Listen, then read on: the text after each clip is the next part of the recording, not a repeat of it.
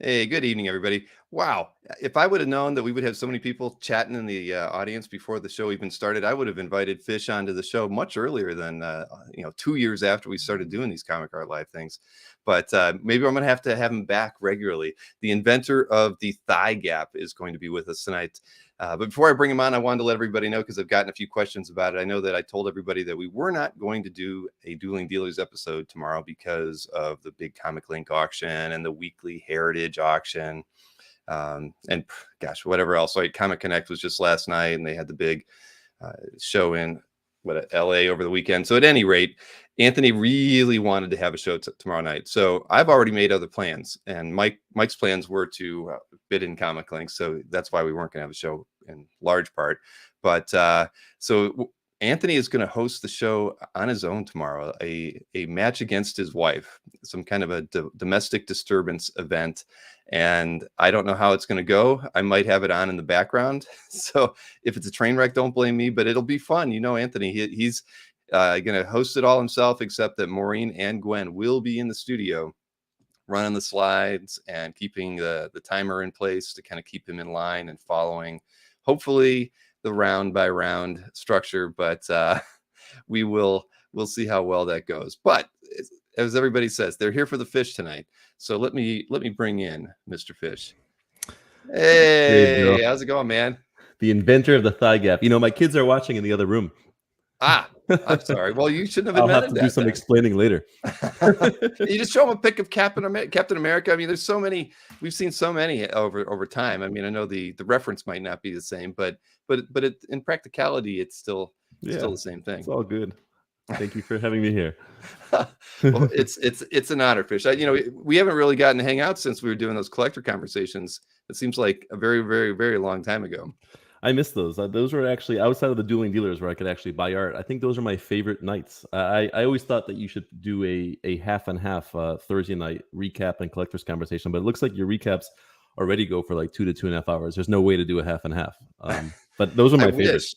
At some point, maybe I'll get these things down a little bit better. You'd think it should only take an hour and a half, but yeah, they run long. But I'm trying to make them like a variety show, and I try, and I that's why I do bring on guests here and there, right? I jiggy on for different I try to bring on different things to have that show be a little bit more fun and whatnot. But it's not quite where I want it to be yet. But we're getting there. It's great. James, it's not Tom Fish. It's the poor fish. It's the poor fish. You know what? Man. I'm seeing all these commenters, and it's like I know almost every single one of them. And there's always like that one I'm friends with. That one I'm friends with. That one I just bought from. That one I just sold to. I love this hobby. I really love this hobby. I do too. That's why I love the fact that it is still small enough that we all get to we all know each other one way or another. We've had some kind of relationship. One, like you said, whether you bought something from them or it's a secondhand piece that you knew the original owners in the chat. I mean, that's really the best part. One of the best parts about this hobby that I love is that at least it's still small enough that it can be fun and we can all be pals. And speaking of that, I assume you're not going to Heroes. I haven't really heard you say whether or not you were going. Oh, I am going to Heroes. You are going to Heroes. Yeah, okay. I'll be there. In fact, right now while we're watching, James Siegel is working out. He says he's going to be grunting and watching us, and he's working out because he knows I'm going to beat him at an arm wrestle at Heroes. I'll be there. I'm embarrassing him. And I'm looking forward. It's only a couple of weeks away. Pretty crazy. Oh man, well, I better start training then. I didn't realize this was going to be an arm wrestling competition at the same time. You have the magic hair. You'll get your strength like Samson, right? Just make sure no one cuts it. Yeah, I can't have it. This stuff cannot get cut off. So are you gonna pack all that stuff up behind you at some point and bring it and put it in that room that you're in Florida? I am. I'm actually starting to think about starting it this weekend. So I think maybe like working on that bookshelf probably on Saturday. So that's going to be the first one to go. And yeah, I just want to feel like I'm making progress. That's the thing. I mean, right now I have been working on the house, but I haven't really done anything in my office, and it needs to be repainted. And so, yeah, this stuff's got to go. So this room will start looking like the room in Florida slowly. Empty behind you. Yeah. But at least it'll be more colorful. Yeah, no, it's beautiful now. Speaking of which, we kind of have a similar taste in back walls there. I mean, I know it's not purple; it's more of a slate, dark slate. Called color, navy blue. It's called navy blue, and I'm actually going to repaint to white soon. It was just so expensive to paint this room that I have to let it go for like a year before I repaint it. I feel like I lost money, but it's good in theory, but it's so gloomy. I just like off-white. I don't know. It's like people like it. People walk in and go, "Oh, it's such a shocking color," but I like white. But I put this here for the show because this was your your header for the show. That's right. This DPS. But I'm just thinking though, it's not usually there. It's usually hanging on the wall, and this window is not the best window. Wind keeps coming through it, and I keep waiting for myself to have a Dan Poddick moment and watching this thing go bloop onto the floor. So that better not happen during the show. If it happens, there'll be a new meme for everybody. But, yeah, Nick Barucci, I'm sad you're not coming, man. We're sad. You should make it happen. Make it happen. Right. I mean, he's the man. I mean, you don't have to oversee the boys anymore. It's out. It's you can take a break. Have to come for 4 days. Come for a day. Just fly in and fly out. It's a quick flight. Yeah, that Thursday party. You've already paid for drinks, Nick. That's right. He's not getting that money back though, right? Well, I plan on spending it there. I'm buying around. I don't know if I can buy around for as many CAF collectors that are going to be there, but I'll try. We'll go as far as 200 will go. Then we'll see how much money I have left with me. But the thing is, I'll let everybody. I'm actually not bringing any money for art during the show. I'm planning on just kind of relaxing, work, and trying to do as many little recording bits and things while I'm there. So I know that where was it? I either got an email or I saw it in the chat. People worrying that there weren't going to be enough artists to go around for all of the collectors that are there, considering how many collectors are going to be showing up. And there's so many artists there. It's if we bought all the art from them, that would be fantastic. That's not going to happen, but you don't have to worry about me and the competition for me as a buyer, because I am I'm not bringing any cash. You don't have to worry about me either, unless they're having some 70s or 80s art there, or 90s. I don't really buy commissions. I got a nice one from Aranga recently, which everyone will see soon for the first time, but I'm really just going to go enjoy myself. I'm not going to bring anything. Yeah, that's my plan too. I just want to I hope to do like quick recordings with as many people behind the booths as possible. Just 5-minute quick interviews, and then stitch that together for something fun next the week after the show and everything. But outside of that, I just want to enjoy everybody's company for a change. There's a lot of people that I'm going to meet in person for the first time, and you too, right? I mean, I actually saw you once years ago, but I didn't know who you were. But when I met you on here, I recognized you as having seen you, but we've never really met since we've gotten to know each other. I know it's weird, when I met Ken Carson in person, it was odd. I'd been on camera with him several times, and we've talked a lot, and then you meet him in person, and it feels like I've known you forever. It doesn't, it's either really good or really awkward. It's one of the two. Yeah, exactly. But for me, it's who knows? I don't know. I'm looking forward to it. I mean, I've been getting a lot of emails on the side. People are very, very excited about Heroes, and people who aren't vocal that they're going. So in any of the chat groups and stuff that we're in. So I think there's really going to be a great turnout, better than I was expecting. So it's going to be fun. We're hoping to fill up that Thursday party with just art collectors. Well, that would be amazing. Like there's 250 tickets, I think. That would be fantastic. I did send out another email this afternoon promoting it. So with luck, bunch of degenerates in one room. Right. But we're going to have to all have name tags, I think. Maybe not. Maybe. I think like I'll wear one just to make everybody feel comfortable. So maybe I should print up something special with the CALIVE logo on it, or the CAF logo on it for everybody. George, it better be a good party, man. Pressure's on you. That's right. It is all on George. So there's less than 80 tickets left. So wow. Well, you got to figure at least half of the people who bought already are CAF members or followers of this channel. So Vernon will be there as well. Can't wait to see you, Vernon. This is going to be fun. Steven, I can't wait to hear you sing, man. So funny story real quick. Yeah. Or not so funny, really. I don't know if you saw it in the chat, but you've been doing this thing, or James did this thing, CAF Cribs, right? Yes. Where he shows around his office. If I did a CAF crib right now, it would be really sad. I'm looking right now at 26 frames that are all hanging in my wall that are each completely blank. I had a humidity problem in my office. So, well, everything's fine now. The art is fine. It was so recent, and that the art flattened right back out, thank God. But I'll just tell you that I have, some people have seen pictures of my office where I bought this house, and this office already had these wainscoting on the wall, like these holes. And I found these metal frames that fit perfectly into those holes, and the holes are around 12 by 18, so it's perfect size for a little bit of frame and a piece of 11 by 17 art. Mm-hmm. And I use metal frames, and what my framer didn't know, and what if any of you out there listening who have this metal frames, when they use wooden frames, they staple the acid-free board to the wood usually, and that's what holds it there. But when they use metal frames, they obviously can't staple anything to the metal. So what they do is they put spring clips behind the board. Yeah. And these little metal clips that go down, they pop up and they kind of push everything forward.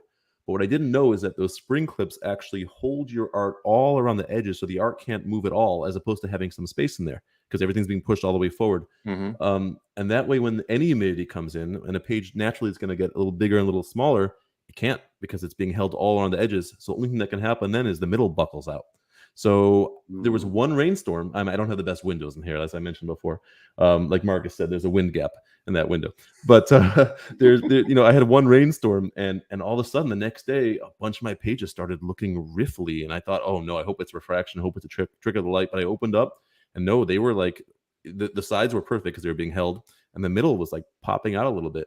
So I spoke to a couple people. They said, hey, it's brand new. It just happened. It will flatten right out. If that was like that for a year, it might not. You'd have to have professional restorations. I took everything out and I flattened it, and now it's completely fine. But I guess I'd have to get new windows and have to change the way I frame things before I could put anything back up.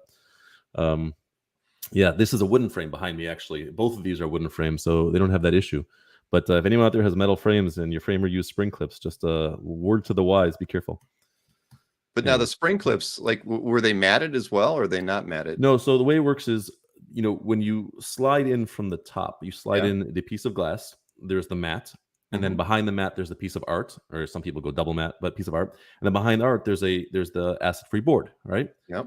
And the problem is that there's still too much space left in there. The whole thing can move back and forth half an inch. So behind the acid-free board, they put the spring clip and they push it in. They push it under the frame and it pops out and it takes up the rest of that space so that everything is pushed forward. The art's not touching the glass, it's touching the mat, but everything's being pushed forward from behind. And if you have that all around, everything's being held tight. And that's the problem. Yeah, Chris, I do have a dehumidifier in here. It's just, first of all, those things, I don't know if you ever checked your electricity bills. I see Mr. Redjack said it first, but dehumidifiers cost about $130 a month to run. Like, I have a little one that does nothing, but my big one, like, there is literally $130 or so difference in my electricity monthly for that, which again, that's nothing compared to saving your art. But and I think I might be wrong, Chris, but if your whole setup's in your basement, you have no choice. You have to have it. I'm on the first floor. If I could replace the windows, which I want to do anyways, and frame things differently, I'd rather not have that going at all times. I work in this room. I teach in here, and that thing is loud, and it also makes the room much hotter. Right? It's running, and the room gets much hotter. So, anyways, that's the deal. Just I was thinking about it because I was thinking about James, and I was thinking about the CAF cribs, and then that popped in my head. No, that's good. I mean, these are the tips and tricks that we miss from the collector conversations, right? I mean, that would be a good segment for that. But no, I mean, I would never have guessed. But I've been thinking a lot about humidity going down to Florida, of course. And the office that I have it's attached to the house, but the entrance is detached, so they couldn't run the air conditioning to it. So it has its own separate air conditioning unit. Split unit. Yeah, and the odd thing is it, and I haven't quite figured it out yet, it only runs for 8 hours when I turn it on. It's kind of got its own little remote, and I haven't figured out how to make it run forever. So I was talking with Maureen. I'm like, until I figure out how to work this thing, there's no way I'm gonna keep my art in here, because every morning I come in, it feels humid again, and it's and I got to turn the AC on, and so there's no way. Right. Now I'm concerned about my move now. Well, also another thing is that, the pieces actually that were in my portfolio in the same room had no problem. And the pieces I have in other frames had no problem. It was just there was no room for them to expand and contract, right? Yeah. Now, long-term, maybe the other ones would have a problem. I haven't been in this room too long. But another thing to consider, Bill, is that when I used to collect statues, in my old house, I had a garage that we didn't use for a car. It was just an empty garage. It was detached. And I always had this imagination of like the statue museum, not really museum, but like a huge room full of statues. And I had the garage. So I figured, how much would it cost to like convert the thing, put a split unit in the wall? It's like $3,000 and have this cool. But my wife's like, all right, spend the $5,000, spend the $10,000, make it your dream room. But what are you going to do? Are you going to heat it and cool it 24/7 so these statues don't melt? And I was thinking, like, it's easy to spend $10,000 on something, but you really want to spend $370 a month on upkeep every month? Right. So it's the same thing with you. Like, even if you can get that thing running for 24 hours, if you're in that room for 6 hours a day, are you going to pay to cool that place for 18 hours a day? You're going to spend $47 a day every day to keep it's like kind of annoying, right? Yeah. I'd be better off trying to figure out how to pipe the AC into there, even if it meant running something outside or something. Or insulate it really well. I had a room in my Yeah. old house that was super insulated, and without anything, it just always stayed pretty cool. Not, winter, summer, just nothing came in there, But stuff to think about. Not That's super true. exciting, but stuff to think about. No, it is super exciting. Again, I've never given this too much thought until recently. But Jason's saying CAF Cribs, who's next? Jason is actually next, everybody. That's gonna be a long one. He sent me some video clips and photos. So Jason will be featured on Thursday's CAF Cribs episode. So who's next after Jason, we'll have to see. I don't have nobody's offered yet. So I need somebody to volunteer and start shooting some video for me. But I guess it can't be you, Fish. I want to see Larry's. I want him to like empty out FedEx boxes and just like, oh, in this box we have. But no, it can't be I would like me. to see that too. I guess you kind of see that every time you go over to Berkey's house. It makes it sound like you go through boxes and find gems. Well, that's actually what I'm doing tomorrow night. When I decided that we weren't going to have the show, I'd made plans to go over to his house. Berkey said, he's going to be spending the whole time bidding on Comic Link and whatnot. And we had some memes to film. And I said, well, I'll hang out. I might even set up a camera off to the side, and I'll record myself going through some bins, because that was exactly what I was going to do. He was telling me since I'm moving that, he's like, because we do mostly trade for the work I do on Dueling Dealers. He said, well, you might as well just kind of work ahead. So just dig through some of the bins and set some stuff aside. And I thought, well, yeah, that'll be a fun night. Have you been through all his bins yet, or he has ones you No. I mean, that's why how I got those 2 pieces I posted to my CAF gallery over the weekend were from a spot next to him that wasn't 3 feet from his chair that he didn't, he had not seen in 10 years. Craziness. 3 feet from his chair. The rest of us, this is mind-boggling. When I was going through it, and it's kind of like he's got these really big cabinets, but I guess there must be a really thin gap in the back. And as I'm pulling the art out, I see a piece that's vertical in the back against the wall. And I'm like, Mike, there's who knows what this is? I'm like, it's got a Marvel stamp on it, and he's like, what is it? He's all excited. And I forget what it was. It wasn't really a crazy important piece, but he's like, oh my God, I've been looking for that for 10 years. Crazy. If I lost something, I'd know it in the Some day. guy bought that, and I couldn't find it. I figured I'd lost it or sold it to somebody else. And there it was, just falling behind a pile of art. It wasn't I forget what it was, like a Bob Brown page or something, but it was still, I think it was like Bob Brown Daredevil or something like that. But again, it's pretty crazy. Yeah. That's what everyone's saying in the comments, that you have to do a CAF Cribs before you move. I always wondered why you picked those particular pieces to have on the wall. Were those the only ones you owned, or those ones you liked? And they're 100% right. You should do a CAF Cribs, and you should tell us what we've been looking at every day for 2 years. You know what? I should do that, definitely. You totally should. Even if you don't show it right away, you could record it, right? Before you take everything down. Well, I need to do it. I need to do it soon, because I really was starting to think about like taking the art down, and prepping the walls and everything. So yeah, I should do that beforehand. Yeah, that's a good idea. Thank you. I will. Well, there's people in the comments ideas, but yes, definitely you should. I always try and like make the screen larger and try and see, what does Bill have on the wall? It's not all comic art. Some of it looks like remember the deer? Yes, I remember the deer you happened to pull. That was funny. That was hilarious. It was. But yeah, no, most of the stuff I have on the wall is stuff I picked up at that IX art show, just because in most cases when I buy the art there, it's already framed, or it's a painting that's at least it's already on stretcher bars, so real easy to hang. I don't have to worry about buying my own frame for it.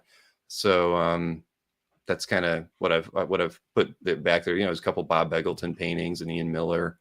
So you have no idea how they're framed. You don't know if they're taped under there. I don't, on a couple of them, that's for sure. I don't. But hey, you've got a very similar artwork right behind you. That Shauna Andrew Murray piece. Yes, yeah. I'm a huge fan of his. You heard of him? You heard of him before? Of course, I didn't until I found this piece. Yeah, he's amazing. I mean, he paints mostly digitally these days, but his pencil work is unbelievable, and his whole world building concepts are just he's just an amazing talent, and I know hardly anybody knows about him.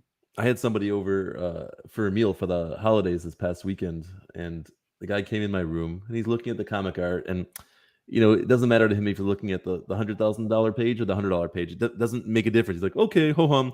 He got to this thing and he was like, oh, this is fantastic. This is amazing.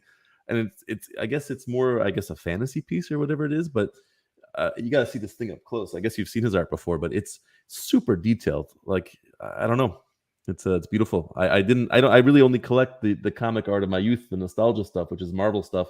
And this thing went up on CAF, and I just said, I don't know what the heck that is. I never heard of him. I mean, others have, but I said, gotta have it. So I messaged the guy, I'll take it. And he lived in Brooklyn, and I was going to Brooklyn. I live in Jersey, so I went right in and picked it up the next day. It was perfect. Yeah, he usually, it's been a while since I've been to San Diego, but he used to always set up there, and not as often at IX. So I think he's a West Coast artist, but yeah, no, fantastic guy. More people need to find out about him because he's pretty darn cool. He's been in those Affected by Art books that I've put together probably 4 or 5 times. Jason, so hey, we haven't talked for 20 minutes. I haven't asked you your origin story at all, Fish. My origin story. Well, then you're gonna find out if I'm really a super villain. That's true, or just a villain. Depends who you ask, actually. Let's see who's in the chat. My origin story. So I was raised Orthodox Jewish, which means that Friday sundown till Saturday night, an hour after sundown, there's no electronics whatsoever. There's no TV, there's no phones, none of that. On top of that, my dad was a rabbi. He passed a couple of years ago, but he was like a fire and brimstone rabbi, like hardcore. We didn't have a TV in our house. In fact, I remember this memory's just coming to me, in 1991, 92, whenever it was, Hurricane Andrew hit us, because I lived in Miami. I grew up in Miami. We had family from Miami Beach come to us in North Miami Beach, where I lived, because the hurricane by Miami Beach would be much more dangerous because it was by the water. By us, there was no water. And one of my aunts came to stay in our house, and she brought a little TV just so she can keep track of the hurricane. My father said to her, either you stay outside during the hurricane or the TV stays outside. Your choice. There was like no TV. It was a religious thing, I guess. I have a bunch of huge TVs all over the house. You know how that works, right? Right. It goes the opposite direction. But so we grew up where the weekend Friday, that was the rapture, Marcus. It didn't take me. We grew up from Friday evening till Saturday evening with nothing to do. So my father took me and my 2 younger brothers to the comic book store every Friday. This was our first, I saw a comic here and there at a drugstore. They used to sell them on those racks, right? They always half bent, but he used to take us, and he let us each pick out 3 or 4 books, and he would buy 2 or 3 trade paperbacks, usually Marvel Masterworks or Masterpieces, whatever they were called. And he'd give them to us, and we'd read them Friday night, and we'd swap them, and would give us a few hours of entertainment. So that's where I started reading comics, and that's why now, I'm having nostalgia for back in the day. That's the art that I chase. The Infinity Gauntlet art, all that very early 90s, very late 80s stuff. I was born in 80. So I was 8 years old in 88 till about 95. That's the period where I really read comics. Let's see. Then nothing, all the way up until I'd say 13 years ago, and I saw a Thanos statue. I didn't know these statues existed. And I remember sitting there with my wife, and I'm looking at eBay, and the statue was $275. And we're both going, that's insane. Who would spend $275 on something to put on their desk? But it's so pretty. But that's crazy. But I love Thanos. Reminds me of my youth and Infinity Gauntlet. But that's crazy. She's like, just buy it, honey. I'm like, I can't do that. I can't spend that kind of money on a collectible. That's crazy.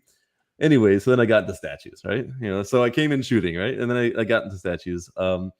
And I bought a lot of statues. I had a few hundred at one point. And I also sold a lot of them for nice profit. I wasn't flipping them, but as I moved on to other statues, the ones I had gone up a bunch in value. Sure. Overall, I think I calculated I made almost $100,000 profit from statues over the course of 7 years. I mean, it was over 7 years. But still, who would have thought, right? No, great. And then like anything, like in the 90s where the comics became super popular and people thought they could be worth money, the comic companies were like, oh, you want more comics? We'll make tons of comics. Same with statues. All these companies came out with statues, and it became oversaturated, and there wasn't really any profit in it anymore. But I didn't collect it for profit, but even so, there was no profit in it anymore, at least most of them.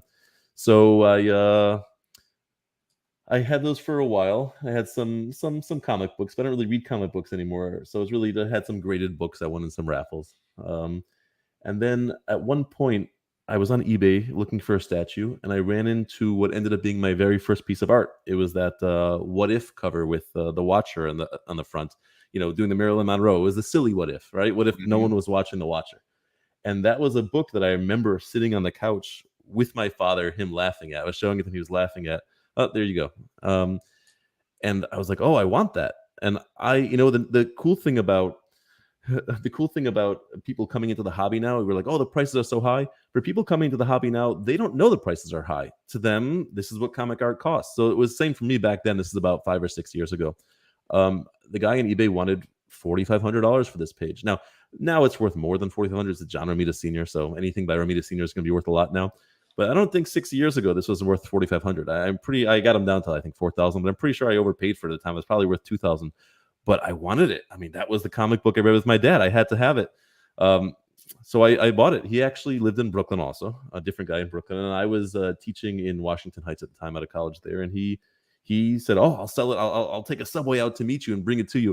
I had to know he was a little bit over eager to sell it to me for $4,000 if he was going to take an hour-long subway out to sell it to me instead of saying, you come get it from me. So I knew I was overpaying, but I was fine with it. I wanted it. And I had to have it. So he drove out and sold it to me. And I remember I had my family over my house for a barbecue about a week later. So I had like about 22 family members over, and yeah, no gap at all. It's the opposite. It's the anti-gap. I had a bunch, and I don't know. I guess I could look kind of foolish. I thought it was so special. I brought it out. I said to my family, like all my brothers and sisters and their children, I said, oh, look what I got. And they're all looking at me like, what the hell is wrong with you, man? I'm like holding this up, and I'm like, yeah, okay. Like when did I put it away? But that was when I started. I wanted more, and then I went to San Diego Comic-Con. I would go every year, anyways, because of statues. I had a whole group of guys I still meet up with every year there for statue friends who we became real life friends. Went to each other's weddings, stuff like that. And I went to Anthony's thing, and I bought a couple of pages that weren't pages that I kept in the long run, but I started things and.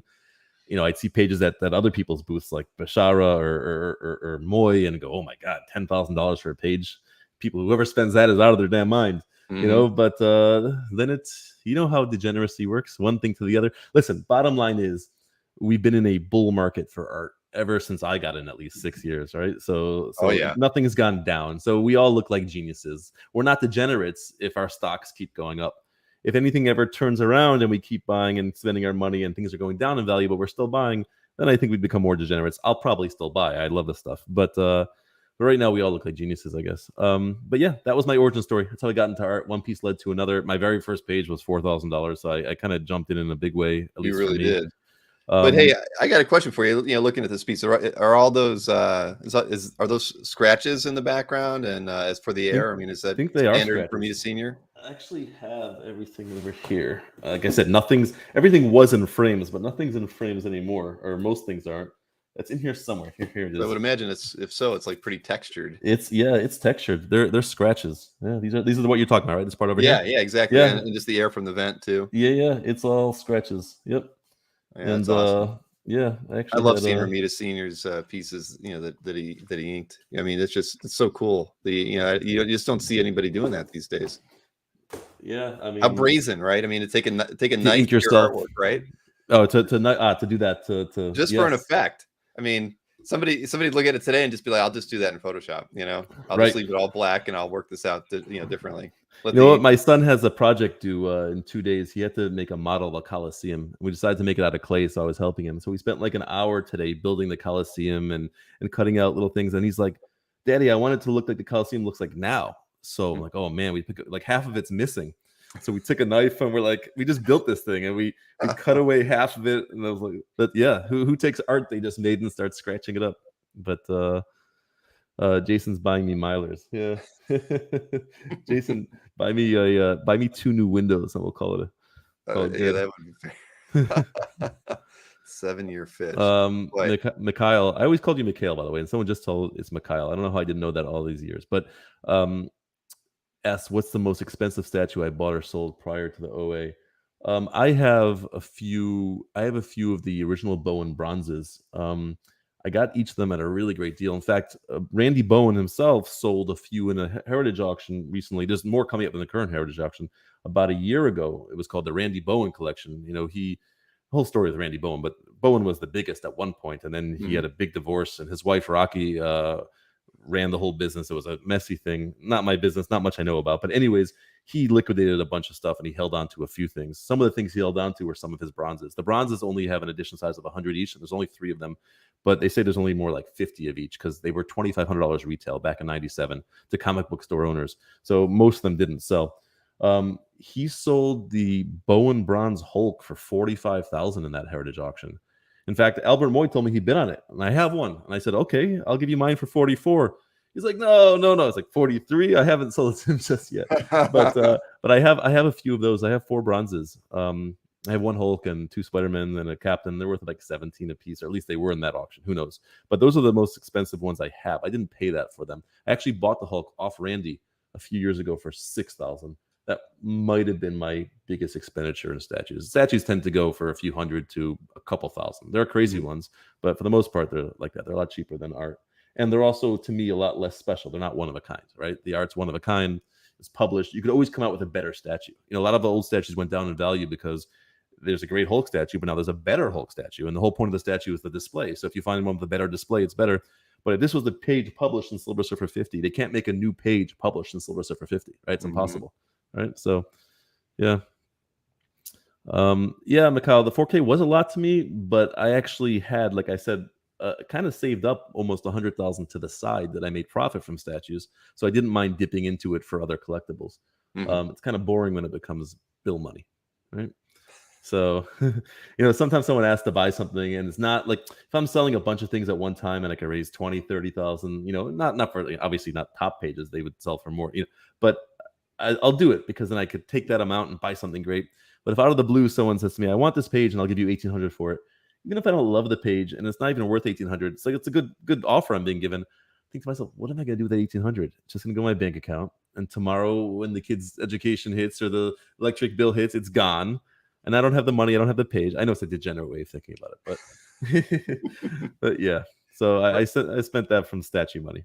Well, back in the day, it was easy to think like that and actually do, sell your pieces because you know that you could get another piece for the same or less, or they're offering you stupid money. It's 18. They're offering you 18, and it's only worth 11 in your mind.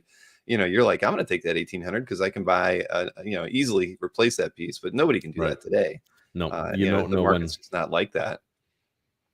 Right. But but in its heyday, well, whatever. I missed the heyday, but I mean, back in like 05 to 08, when I was, collecting John Byrne artwork. I mean, it felt like that. It's like, I could let that one go. I'm doubling what I paid for it the year before. I'll get another one, A lot of my art, my Starlin art came from Bill Wu. And Bill Wu was a collector back late 90s, early 2000s, which also some people would say wasn't the heyday, even before that was. But he told me stories. Yeah, and I went to this auction and I bought the entire interiors for X-Men 1.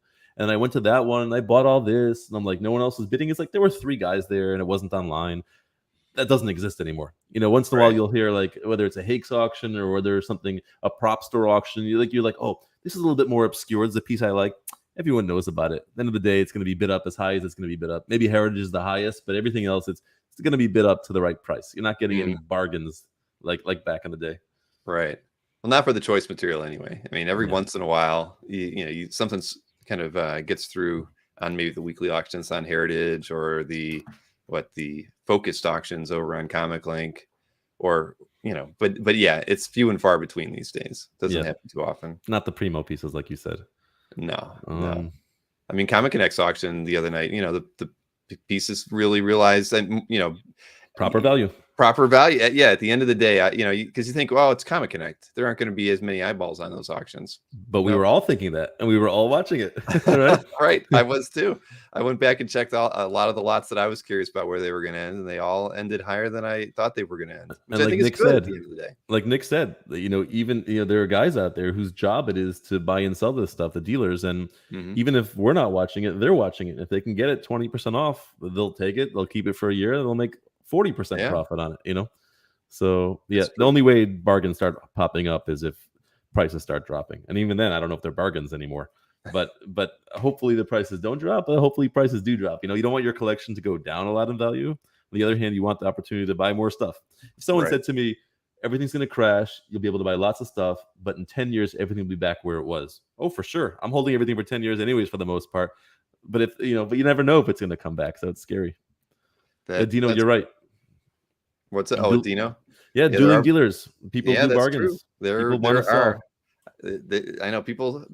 We get criticism from some factions out there, but at the end of the day, I think dueling dealers is probably one of the better places out there because especially with well, I can't say special with Anthony usually starts off a little bit higher than he should on most things, but when it comes to the recap, he's willing to deal on certain things. But no, I do. I completely agree with you though. But I think, even looking back to 08, where you see stocks recede and everything, you really didn't see comics or other collectibles recede. They might have stayed the same, but whereas, your stock portfolio got was diminished during that recession, and we're seeing the same thing here. You don't see that kind of thing happening in at least most collectibles, I'd say. So I don't think comics have gotten hit in the last month. I don't know if you watched that at all. I don't follow the comics as much. They are soft now. I mean, I'll give you an example. Like, I have a Hulk 181 9.6 white pages. I was thinking about selling to pay for more art. I was offered $34,000 for it about 2.5 months ago. Now they sell for $23,000. I mean, the FF1 3.0 was going for 33. Now it's going for 24. Like, that's a pretty big hit. Now I'm sure things will go down more too as the economy has issues now. But I think things will recover if you're willing to hold 5 or 10 years. But not in 2 years, not going to recover. So I missed that boat, that chance to sell right there. I mean, listen, everything ballooned when COVID hit, right? So now we're still higher than before COVID. But for 2 years, we had this idea in our mind of this new value. So it hurts to see it leave. But comics have gotten hit more. Art, not so much, at least from what I've been seeing. One of my buddies said to me, he thinks, or Steven in the chat, he's pretty knowledgeable about this stuff. He thinks that things that are non-fungible, hold their value more. They're one of a kind. Comic book, you could sell a Hulk 181 and buy another one in 2 years. You don't care. But if you sell your art page, you don't know if you're ever going to get it back. But yeah, crypto money is gone. Crypto's gone down. The economy's been, it's been bad. Hopefully things recover, but it's been bad. So far, art's been okay. But money's been bad. They're saying today, if we hit stagflation, it'll be 20% inflation instead of like 8%. That's crazy, which means if you're holding $100,000 in your bank account, now you're holding $80,000 at the end of the year. I mean, insofar as what you could spend. So if you have your money in art, even if it goes down 8%, it's still better than having cash and going down 20%. I mean, so far art's been going up still. So it's been great. We all look like geniuses right now. Like I said, I'm happy. And I don't think most of us buy it for money anyways. We love it. We love it. Right.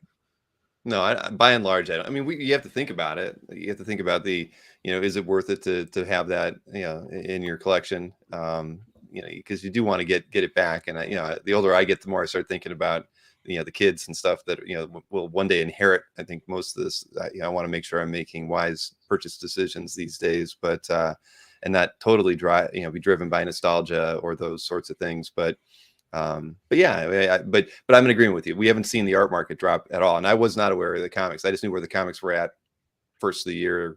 I don't follow. Some things have been strong, like AF-15. So Spider-Man really is stuff for whatever reason has been strong still, but everything else I've seen drop. The modern stuff especially, and that's why I think also if art does drop at some point, I think the modern stuff will take the first hit, right? But yeah, hopefully it doesn't. But who knows, right? $5 gas, per gallon these days. You just don't know, right? I mean, I don't know. But I'd like to think the art's going to hold their value. Fingers crossed. I'll tell you this: that people like me and you who have art, even if it goes down in value, we're not selling.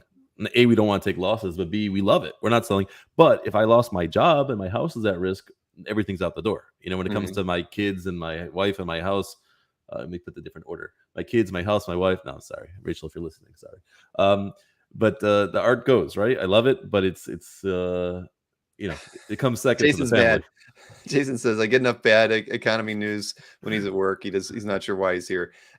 Jason, I'm sorry. Actually, your boss asked me to give you a message. Are you sitting down? No, I'm kidding. All right, let's change the topic. Yeah. Economy news. Right. Well, it was a worthwhile discussion, but people are gonna go watch Sergio instead. Right. So all right. So we hit the first artwork purchase. You got laughed at by the family. They were probably thinking, you were a closet Marilyn Monroe fan, and it had nothing to do with comic art and this big bald character.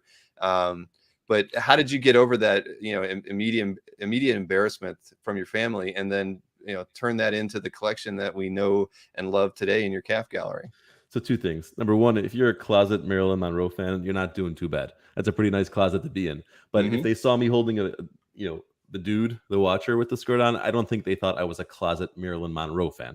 They probably thought something else. But to answer your question, how I got past that as an embarrassment, I don't care what my family thinks. That's how I got past that embarrassment. I don't care. I love collecting stuff, and I don't really think I have any other collectors in the family. My wife's a collector of stuff too. She likes collecting, and she's into my collection. But so far as my siblings, my brother collects cars a little bit, but doesn't do it for me. Anyways, but how did I get past that? Once I found it, it was special. It's different. Like I love the statues because you walk into a room and Thanos is looking at you, or he's like a 4-foot Hulk looking at you, and it's pretty cool. But again, insofar as like the value of it, I always knew like they can make a better Hulk, and it kind of sucks to have $40,000 invested in a few pieces of resin. If one falls and it breaks, all of a sudden it's worthless. But the art was one of a kind. It's published. It's from my youth. I can't believe I'm the only one in the world who owns this page. I can't believe this page sat on Jim Starlin's desk in the 1970s, and he sat there doing this with love and creating something, and now it's in my hand. I own it. I'm the caretaker of it for now. It boggles my mind. It's just like, so yeah, I started buying, and I'm pretty good at finding decent deals. Not so much anymore. I think they're hard to find now.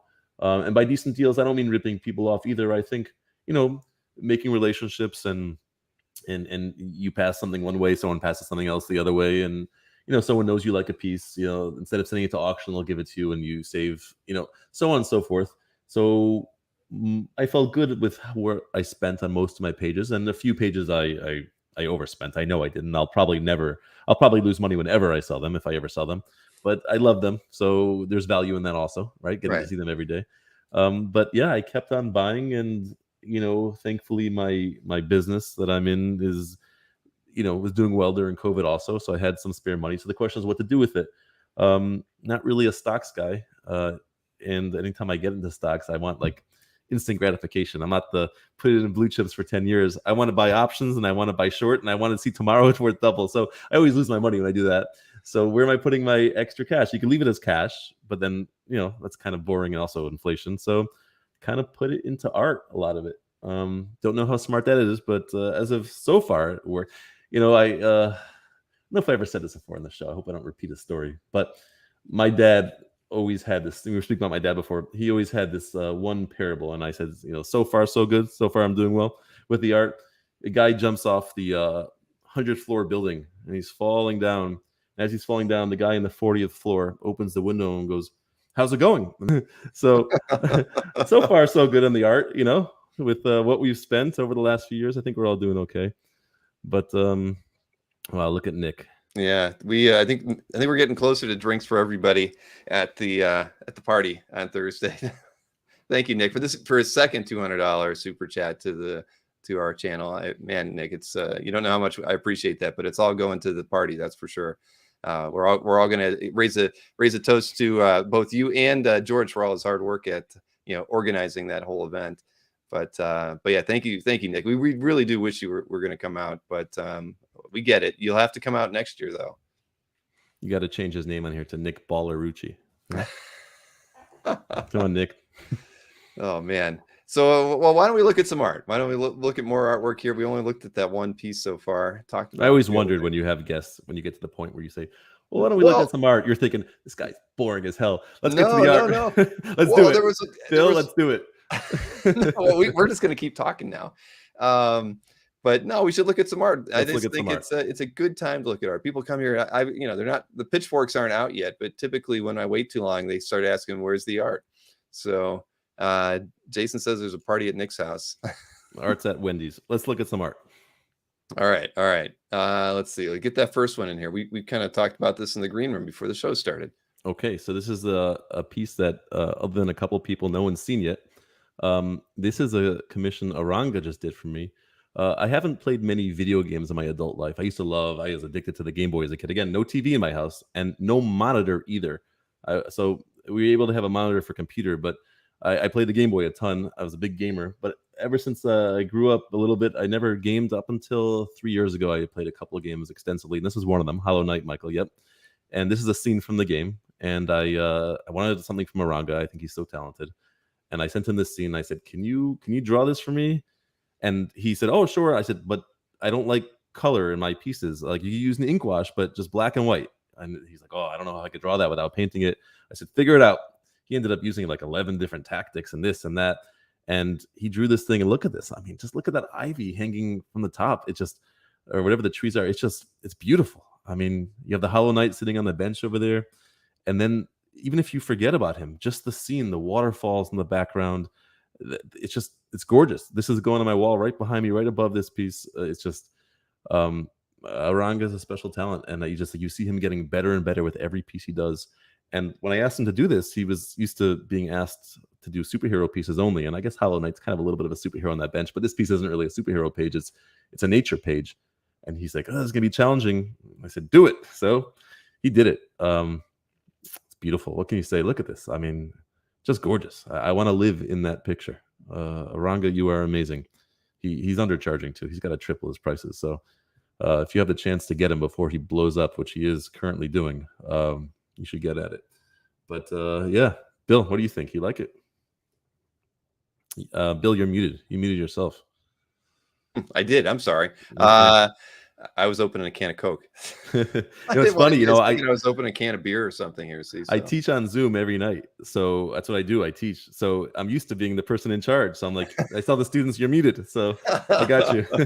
Yeah. So what do you think? I do that. That just shows you I'm still a novice at doing these things. But no, my question was: so you just recently got that from Aranga, or I got that about a week ago or 2 weeks ago? Yeah. Very, very, very. Put it on CAF, but I figured I'll show it on here first. A couple pieces tonight I've never shown.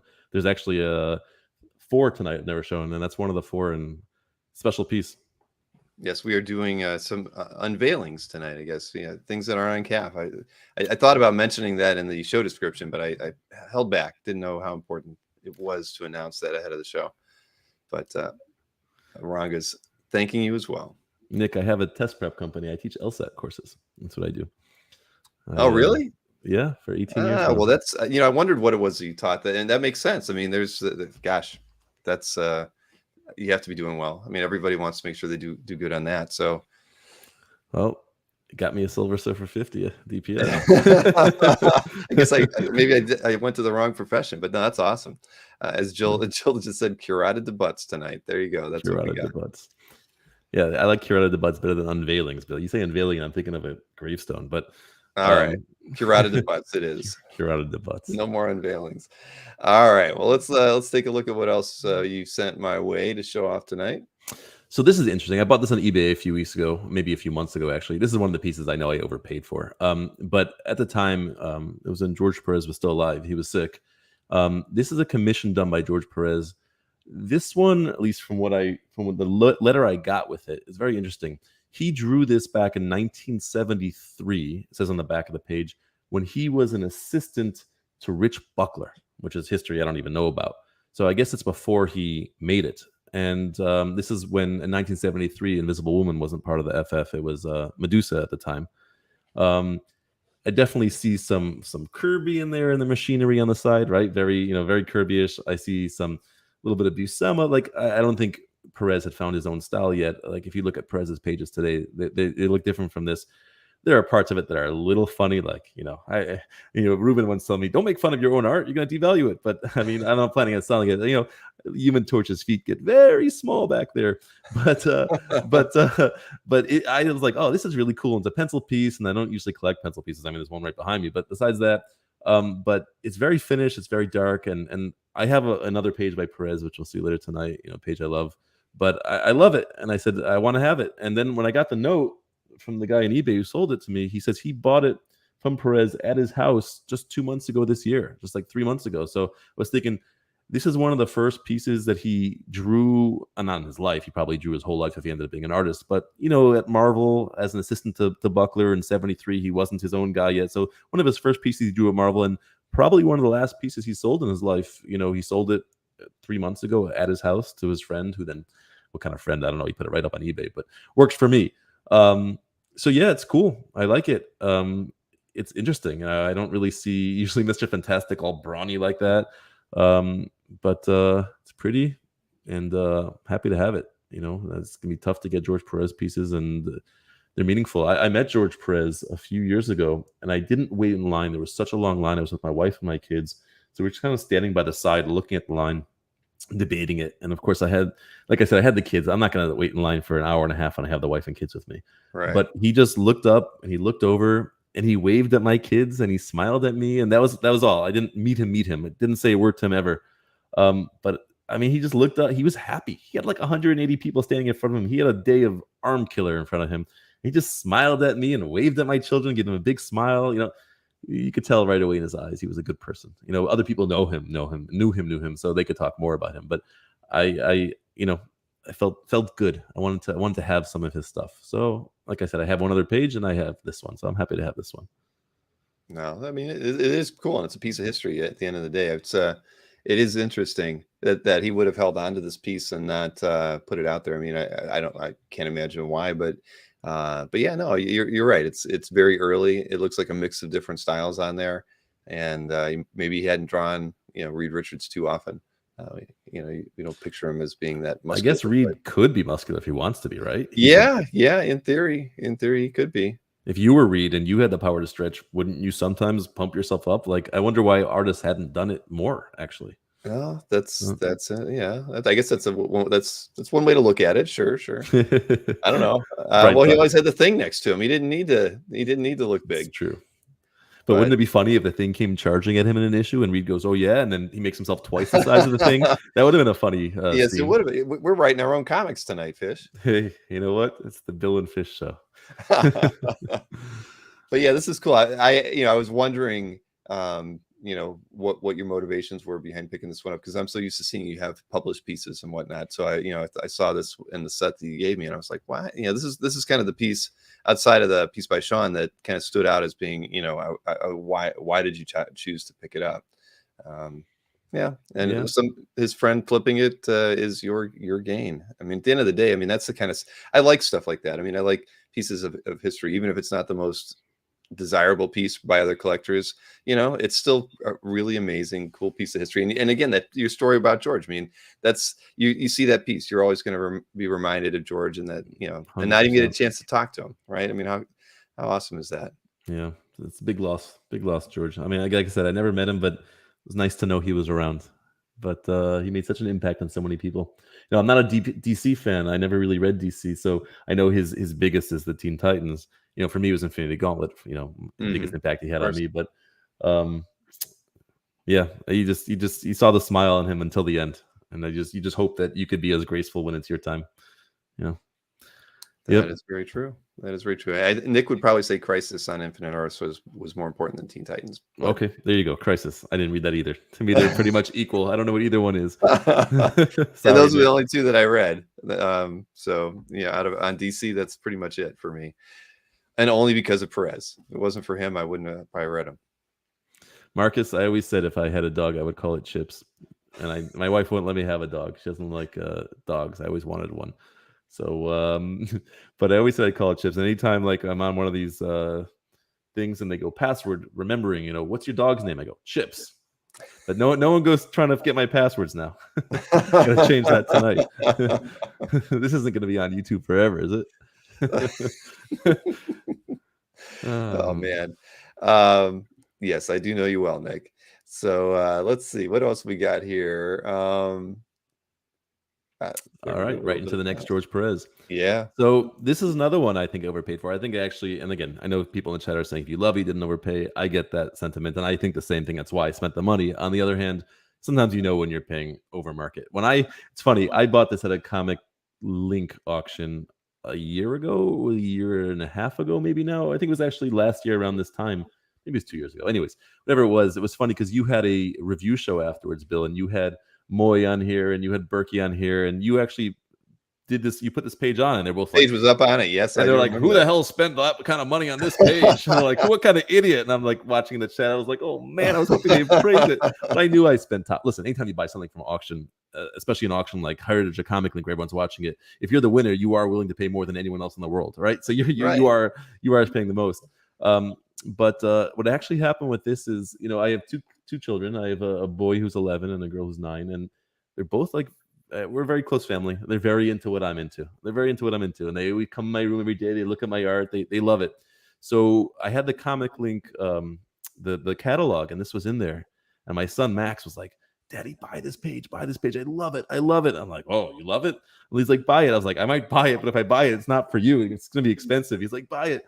So then when the night the auction happened, I actually just finished teaching. I closed my class and I opened this up, and this was up soon. I was like, "Oh, I kind of want it." But, most of the pages that, for Infinity Gauntlet were selling, Perez pages selling like 15 to 20. And this was already higher than that. And I was like, you know what? I'm just going to buy it. I'm just going to spend, I'll spend double. I'll spend what 2 pages cost for this 1 page. Because it's, it's the page before the snap. And Comic Link was very smart to market it that way. The page before the snap. They got a lot of people interested. The next page is the snap. But so I went for it and I got it. And now every day he comes in here, he says, this is my page one day, right? Because I was like, yeah. In my mind, it's like, I love the page. If someone offered me a Perez cover, would I use it as part of the trade? He's like, you are not trading this page. And then my wife's like, you're not trading this page. This is just his page one day. So like, I love the page. I'm happy I have it, but I really don't feel like I own it. It's kind of upsetting to me. I like owning my things. And every time I see this page, I'm like, I kind of have a lot of pressure to give it to my son one day. But yeah, it's a great page. It's beautiful. The way he cut up these panels, like you call it a very busy page. How many panels? 1, 2, 3, 4, 5, 6, 7, 8, 9 panels. It's 9-panel page, but it's not the classic 9 panels. Did I count wrong? No, it's 9 panels. So it's a busy page, but if you look at it, each one's so different. The perspective of each one, from the side, from the top, right? It's just a great page. It's that last panel. In fact, both bottom panels, bottom left and bottom right, each one, if they were the full page, it would be worth 5 times as much, right? It's just a beautiful page. I don't feel like I'll need another Perez Infinity Gauntlet page. It just sums up the whole story. He's rejected by Lady Death. He wants to impress her.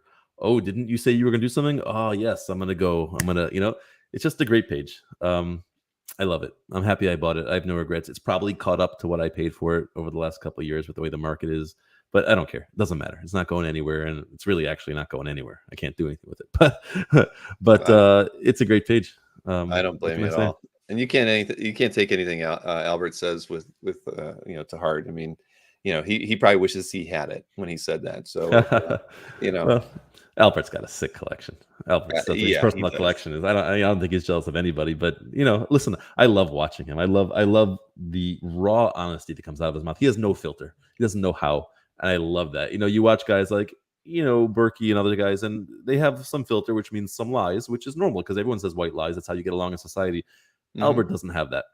No, Albert says, he has one drink or 2 drinks in him. He's going to be as brutally honest as he. And again, remember, it's his opinion though. It's not necessarily gospel, but it is definitely his feelings on that subject, whatever it is. And it's super entertaining.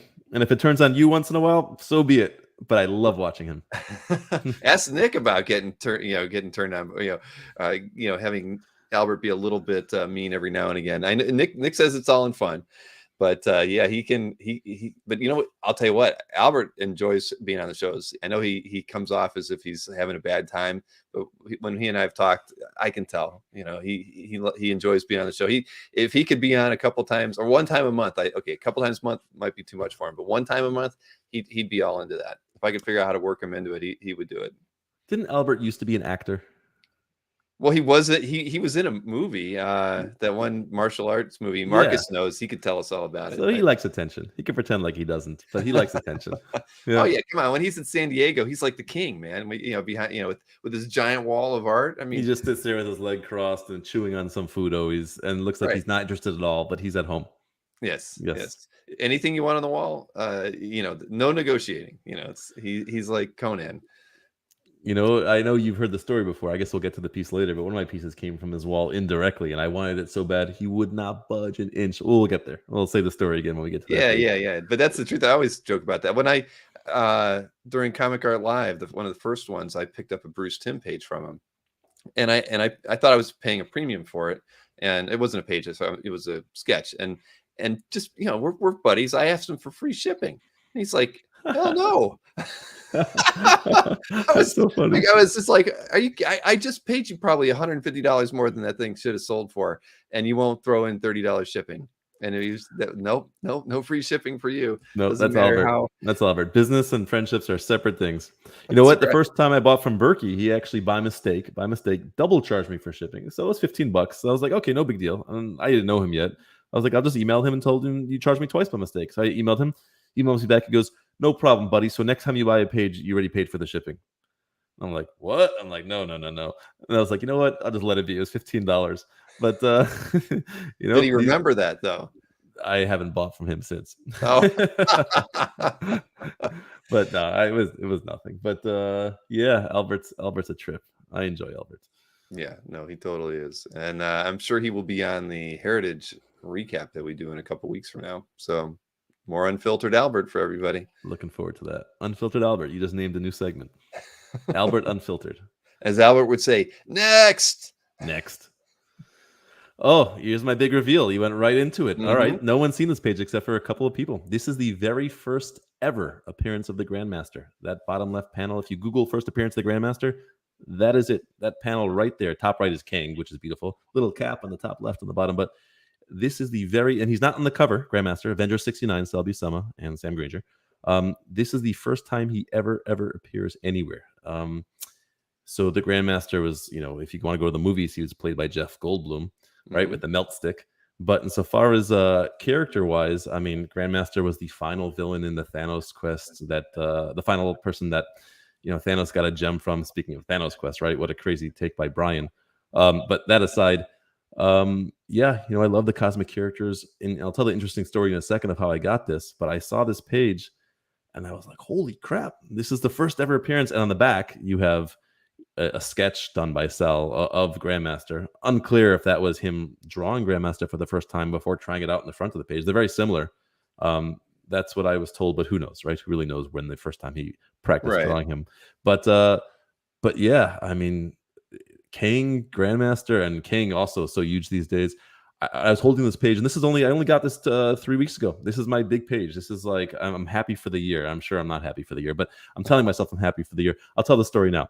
I actually stole this from your show, Bill. I'm sorry, but I went to Anthony because a month ago I had COVID, and it was actually my birthday. I had COVID, and I was like sick and feeling bad for myself, and I went on Dueling Dealers, and Anthony's 1A was a JR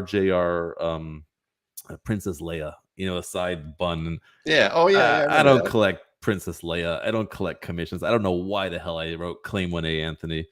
I don't know why I did that, but I didn't know. I wondered that myself. Yeah, it was the COVID talking. That's all it was. Anyways, so then he texts me right afterwards because he knows I come by with cash. I live 15 minutes away from him. He goes, all right, you're going to come by and get it tonight? And I'm like, no, I have COVID. He's like, I don't care. I had it already. Come by and get it tonight. He wanted his money. So I'm like, no, I'm not coming by. I was really sick, actually. So I waited like 2 weeks till I was all better before I went out and got, risked anyone else getting sick. And I went out there. And of course, I got him in one of his grumpy moods. He's always hit or miss. But even his grumpy moods, he comes around. I go there, and he was compiling the $2,000 and over show for you. And he had a bunch of pages face down, and I said, can I see them? He's like, no, they're for the 2000 over show. No one can see ahead of time. I said, got anything I'm interested in? He pulls out the second to last one. I guess it was round 15 out of 16 or 14 out of 15. He goes, this, and he shows it to me, and I didn't know it was the first appearance of Grandmaster. And I go, oh, it's pretty nice. He goes, that's the first appearance of Grandmaster. I said, no, and I took out my phone and I Googled it. I'm like, holy shit, excuse my language. That's the panel that shows up. That is the very first ever appearance of Grandmaster. I said, I want that. He's like, I need it for the show. I'm like, why? Did you already submit it? He's like, I didn't submit it, but I need a high value item for that. I was like, how much do you want for it? He told me a pretty decent price, but definitely I would have paid him cash on the spot for it, even if he had it for double. I wanted this page at that point. Like, I'm not a first appearance guy, but it's just so cool. So I would have even paid him double what I hope he's not listening. I would have paid him double what he asked. But I happened to have a portfolio with me of some things that I was looking to sell or trade just in case he had anything. And I pulled out 5 pages and bargained with him back and forth. And he loves the bargain. He's an old gambler. He lives for the bargain. And went back and forth. And for a few $1,000 and 5 other pages, I walked home with this. And I can't believe I own this. Avenger 69, Sal Buscema. I mean, Grandmaster. First time the world has ever seen him. I'm happy. I the last couple of years, I watched, Zatari and Dinesh talk about first appearance, this and that. It never did anything for me, but maybe they're onto something. I was holding this page. I was like, holy crap, the first ever. And some characters, their first appearance is a shadow, like Thanos was a shadow, right? But this is they call me the Grandmaster. When we part, they call me Sorrow, and King is like, who are you? It's a kick-ass page. I love it. It's never leaving my collection. I'm so happy to have it. Yep. Well, you kept it out of the show's hands. That's not. Sorry, fine. Sorry, Bill. It would have been fun on the show, but I had to have it. And Anthony and I have been like friends for years, so he hooked me up. He actually put 3 of the pages I gave him on that show. So, it worked out. Good. No, I trust me. I know it happens. Mike tells me stories of people that call him. Hey, what are you thinking of putting in Dueling Dealers this weekend? Or on Wednesday? Anything you want to maybe unload before the show starts? Save a few bucks and or whatever. And Mike sometimes acquiesces and gives in, and other times he doesn't. But yeah, it is what it is. I mean. I'm sure when Albert talks about doing an art drop, how many people email him saying, "You got any Frank Quitely Albert does not All-Star budge. Superman?" Albert doesn't, or maybe he just doesn't budge for me because. But people have to ask, though. What I'm trying for guys like that, or even people are going to ask. Right. Whenever 100%. I'm at Mike's house, if I'm there for 3 hours, he'll get at least 2 or 3 calls from people asking him if he has anything new, and so it's just part of the game. You have to do that. And you're fortunate being right next to Anthony. You can pop in there kind of at any But if time. I hadn't bought that JR whatever, that Princess Leia, I never would have been there. I wouldn't. I go to him. I only go to him like once every 2 months or so. I don't go very often. I never would have been there. And if I hadn't had COVID, well, I never would have bought it in the first place. But if I had bought it, I would have picked it up that night or the next day. Like it was just the stars aligned. I mean, it was. I love that page. It's one of my top 2 or 3 favorite pages in my collection. It's just so vintagely, so cool. And my son has no claim to it. And yeah, Goo, that right image was the back, Goo. I'm thrilled with it. It's really I love this hobby. I get all the people. I'm seeing the people in chat. I know these people. Like, can't wait to hang out with you guys. And a great hobby isn't just, if you're a collector, isn't just one where you collect things. It's one where you collect things and it keeps you busy. This hobby keeps you busy. The people in it keep you busy. The conversations, the get-togethers, the hunting, the hunt. I was going to say, you think about that. You're always looking, right? If you have a free moment, you're kind of always trolling around, whether it's popping on eBay just to see if something dumb came up that you might be interested in, or going back through Albert's inventory of 3/4 sold pieces. But you might find that piece that you haven't seen before. And to me, the hunt is probably the most fun. That's why I love going over to Berkey's and doing the bin dives, because it's just interesting. Even if I'm 99% of it, I have zero interest in. It's still cool to look at. It's like even a scratch-off ticket, but scratch-off ticket, you might find something.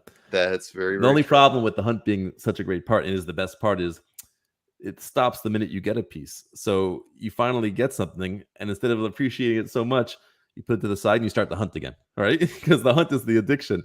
You're like, let me find the next piece. It's like that meme with the guy looking back at the other girl, right? It's like, hey, you just got this piece. Just relax with it for a minute. But it's such a fun hobby. I love it. Right. I mean, I got those 2 pieces that are awesome. I can't wait to go to Mike's house tomorrow. It's like I can't wait. It's the best part of my week is gonna be just digging around over there. So I don't know. I want to watch that Anthony versus Sharon train wreck. It's gonna be interesting. I might have it on my phone just to see. And I know Maureen and Gwen will call me as soon as it's over just to tell me how it goes, because they can't. They don't want to go on camera at all, even with the camera off, and do just the mic with them. So she said, I'm just gonna have him. She's gonna text Anthony any issues to try to convey things, since he's always on his phone. But yeah, I think it's gonna be. It's going to be hopefully fantastic. He doesn't embarrass the channel. That's all I have to say. I was going to say, you could just take the channel off the top. It could be a standalone. I thought about not making it, branding it as Dueling Dealers, and just calling it something else. And I was like, or it could just disappear from the inventory if it didn't go so well. It could. Doesn't have to be up there forever. If it's that bad, we can definitely make it disappear. I just have a weird feeling that they're actually going to pull it off. People like Anthony and Sharon together. I mean, they're very likable. They're fun when they're on camera together. And I actually think that, if it goes well, Anthony's going to be like, can I do like a show with Sharon once a month? Even if it's on a Saturday afternoon, I'll be like, sure. If it went well, and you actually sold, I'll do it. Why not? It's fun. If people enjoy it. And I know people do like watching them. So. I'll enjoy it either way, whether it's great or whether it's horrible. Can't wait. Yep, exactly. And Marcus says Leia dreaming on a summer day. I've got that other Leia piece that I picked up coming in the mail tomorrow. So I'll do an unboxing of that on Thursday for everybody to see. So not a published piece though. Nice. Right. What's that? So what do you got next? I have no idea what order you're showing these things. Let's see. Oh, yeah, here we go. Okay. For me to senior. So this is an interesting story. Or a story. I don't know how interesting it is. You guys can decide that. But someone I'm friendly with in the hobby, or I'm friends with, Rob Pistella. He's been around a long time. He ran this Profiles in History auction 2 or 3 years ago. 3 years ago, maybe 2019. The COVID years are just gone. Yeah. Right? They disappeared. It was 18 or 19. 2018 or 2019. And I think Profiles in History has been bought out by Heritage since then. But he ran this auction, and pretty much everything that sold in that auction ended up selling for way more since every time it's come up. There were like 2 or 3 Barry Windsor Smith Weapon X, right? It's Barry Windsor Smith. Yes. Yeah, Weapon X pages, and I bid on a couple, but one went to 18,000. I was like, forget it. I mean, that page probably sells for 70 now. And there was that Black Panther page. There were like a few pages that came up in that auction. It wasn't his pages, but he was like in charge of the auction. The auction was famous for having that $1 million Frankenstein plate. Yeah, the Bernie Wrightson. Anyways, so I was trying to buy either this or one of the Barry Windsor Smith Weapon X pages. And when it came to this, there wasn't the online bidding platform. I actually had to bid on the phone. I'd never done that before. So they called me when my lot came up, or right before my lot. They're like, "Okay, Mr. Benz, I felt like so special. It's like pressure to bid, though. And I like this a lot. This is actually printed covers. This is the front and back cover. These are not the inks, but the inks are on vellum. John Romita Sr. put the inks over this, and he did the inks. He changed a couple things here and there. But the inks themselves on vellum, they don't have any pencils. These are the only pencils. These are the finished pencils for the front and back cover of this Treasury edition. You can see where the stat went on the left one. That's the front cover. So, hey, it's 2 John Romita Sr. covers, or front and back covers. Oh, Sinister 7 right here. It's beautiful. I saw it. I again, pencil piece. I usually just go for pieces that are inked, but they're published, so they're gorgeous, and I got a pretty good deal for them. Everything in that auction went for a great deal. Went for a good deal, not went for a great deal, which means it went for a lot. Okay, you get what I mean. I do. But yeah, they're great. They're big. I keep trying to figure out how I'm going to frame them. They're 2 separate pages. Frame them as one huge thing or separate. I don't know what I'm doing with them, but they've been sitting in my portfolio for a few years now, and I look at them every day or every couple of days, and it's really cool how he drew the front and the back. Obviously, that Spidey was a Spidey that was used for was it the Gwen Stacy cover? I forget which cover it was, but he used that specific back of Spidey image a lot. But it's cool how he's able to flip the whole thing and show us the same characters from the other side in the exact same position. Romita Senior covers. I don't think I have the opportunity to be able to afford anything like that anymore. That's way past me at this point. So I'm glad to have these ones. That's pretty much it. Profiles in History auction. I wish I can go back in time and bid more on that auction. Marcus said you can put one on each side of the wall. And keep that huge gap between them, Marcus. I need them back to back. Yeah. But somehow you need to have like the published book nearby or something. I mean, that would one of those oversized books. Those Treasury editions were big. Oh, that's right. I actually saw it in the store recently. They had it. They had a ripped up one. Or else I would have bought it. There was a toy store, and they had that comic in it. But I actually think this is the scan from the auction. That's why it has that number in the top left. Right. Well, I love Romita Senior pencils, so I don't mind that it's not inked at all. I mean, I love seeing, because he was just so amazing. So you're saying I could just send them to you? That's cool. Yeah. I know of all the things that I have been trying to find over at Berkey's house, a Romita Senior pencil piece has been elusive. You'd think I would have found something that I wanted. He sold a bunch on Dueling Dealers, little ones here and there. Yeah, he has. Well, he has like 4 FedEx boxes full of Romita Senior pencils. I haven't gone through them all, but I mean, I've looked through stuff, and it's I don't know. I should probably just find a good example and just take it, even if I don't really care for the character. Well, you can't find any Spider-Man ones or Spider-Man villain ones, or you don't care for those characters? I was never a big Spider-Man fan, to be honest. I mean, there's a few Mary Jane pieces that, all right, I'd probably go for that. But I know every time I think a few times I've held him up and said, Mike, this is a really good Mary Jane. And he'd be like, yeah, it is. And then that's how you don't even want to ask him what he really wants for it, because that's his way of just telling me to put it back. Yeah, I'm going to make a lot of money off that. Buddy. Right. So Sorry. I got to find like an off, a third tier character that he doesn't care about, and just say, all right, this one's mine. Go find an impossible man. Yeah. Right. Yeah, but he would look at that and say, oh, but I know the one impossible man collector who would really want this. Michael Lovitz would want that, kind of thing.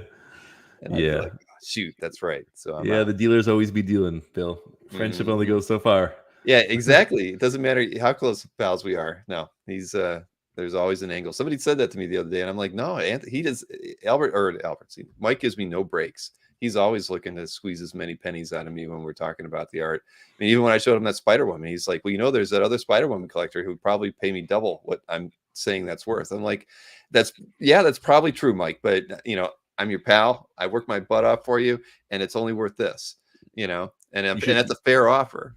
And he's like, You should say back to him, Mike, there's that other dealer who would probably, pay me double to have him on Dueling Dealers instead of you. This is a two-way street. Yes, that is. You're very charismatic, true. Mike, but you're not that charismatic. Yes, exactly. I keep my mouth shut. That's where Anthony's special, by the way. If you're friends with Anthony, he doesn't care about making money. I mean, he wants to make money, but he churns. For him, it's thousands of pages. He just churns. So if he has a page you want, he'll cut you a nice deal. He just bought it yesterday for $5,000. He was going to sell it for $9,000, but you give him $5,500 and he makes a profit on it and just whatever. He forgets about it. Like Anthony is different from the other dealers. He has a lot of stuff that maybe you don't want, but if you find a piece you do want, you could really deal with him in a way that other dealers would never deal with you. Mm-hmm. No, I agree. I agree. When he knows you want something, he'll find a way to get it to you, because I think for him, guaranteeing that he's making friendships and relationships with collectors is almost as important to him as making money, which is weird to say, but for him, he enjoys being, he wants that relationship with people, whereas other guys are more. He loves wheeling and dealing. He loves when you walk away happy, liking him, and but he's also in a really horrible mood half the time. But you just got to wait it out. You give it an hour, and he comes out the other side. It's just chemicals. I agree. I agree. You got to catch him on a good day. Hey, James is wondering about that brisket, though. You know what, James? That's inappropriate, man. We don't have round 8 we've not reached that point in the show yet, James. So there's no brisket break whatsoever. James, you got to pay extra for the side show. The OnlyFans, James. That's where you get the brisket break. Not on here. Sorry, Bill. Michael Callahan says, got to retain Fish in all your OA negotiations. Okay, yeah, that's probably fair. No, you retain me, but I retain Jason. I have 90% of what I buy. I say to Jason, "What do I offer?" Jason says, "Offer this." I say, "Okay." So I know Jason. I mean, for a guy who's new to the hobby, man, he is he does more wheeling and dealing than anybody I know. Jason is the man. Jason is the man, and he's got a really good feel for where to start in negotiations. There are times where I say, "I'm going to offer this." He goes, "No, offer 6,000 less than that," and I do, and I get it. Or I'm going to offer this. He goes, "You're going to insult the guy. Offer 10,000 more than that, or he'll laugh and never talk to you again." And I'm like, "No," and I did it, and I get laughed at, and he won't talk to me again. Like, he's got an intuition for where to start and where to go. And we don't, luckily we have different tastes for the most part. Although Jason, I'm coming for X-Men. I'm coming. Dino started me on X-Men, and now I have the taste. But Jason's awesome. He's a great guy to count as a friend. That's right. I mean, we were in the one chat. Everybody's upset that Wingo's picking up a few X-Men pieces. Now, that's the last thing we need is more high rollers, dipping into the X-Men waters. It's just going to make it worse for all of us. So, what are we going to do? Okay, we'll all go buy the McFarlanes. We'll fight fire with fire. We'll get a group together. We'll buy that cover in the Heritage auction now, and we'll shred it in front of him. It'll be worth more like that Banksy they shredded, right? All right, let's here. This is a page I featured on one of the CAF updates, I believe. So this is the JR spec. Hey, you know what? This is lucky or fortuitous that you just brought this one up now. This is all Jason. This came up on eBay a few months ago. I had some luck on eBay for a little while after having no luck on eBay. And it came up on a Friday afternoon. And right when it came up, I sent it to Jason. I said, "This is nice, right?" And he's like, "Yeah." I'm like, "It's still a few $1,000s, and I'm not like a Spider-Man collector, and I'm not a JR collector." He's like, "Buy it. It's worth much more than that." I'm like, He's like, "Buy it." And I was like, "I'll think about it." And he goes, "You know what, Fish? I just went on eBay. I found the guy's name. I found the name of his company. Here's the phone number. Call him. You can get it cheaper." I was like, "Oh, you're bullying me." All right, I'm going to do it. So I called him, and he's like, "Yeah, I'll take a couple $1,000s less. Let's do it now." So I was like, "All right, screw it. Let's just do it." So, I wanted some trade bait maybe to get some more cosmic stuff later, because it's hard to buy cosmic stuff or anything these days. Anything nice you can't buy. People don't want to let it out of their hands. They're scared it's going to be worth double in a month. So no one wants to sell. But if you give them something else nice, you can still make things happen. So I actually didn't buy this to keep it. I bought this and thought, all right, I'll turn this into some nice Silver Surfer or Thanos something, or partly. But so I listened to Jason and I got it, and then right after I got it, I started getting offers for it more than I paid for it. And when something people like it, you start liking it more also. So I'm looking, I'm like, this is really cool. You know what? I'm keeping this, and so I'm keeping it now. Triple your offers. Yeah. So so yeah, I like it. You know a JR collector, Nick? Yeah. Well, it's really cool. I love that top panel, the jump. The bottom panel is obviously really cool, and I don't know. It's just really, again, I love pages that have a vintagey feel. Sometimes it's just because the page yellowed over the years, but sometimes it just says 80s on it. It just so.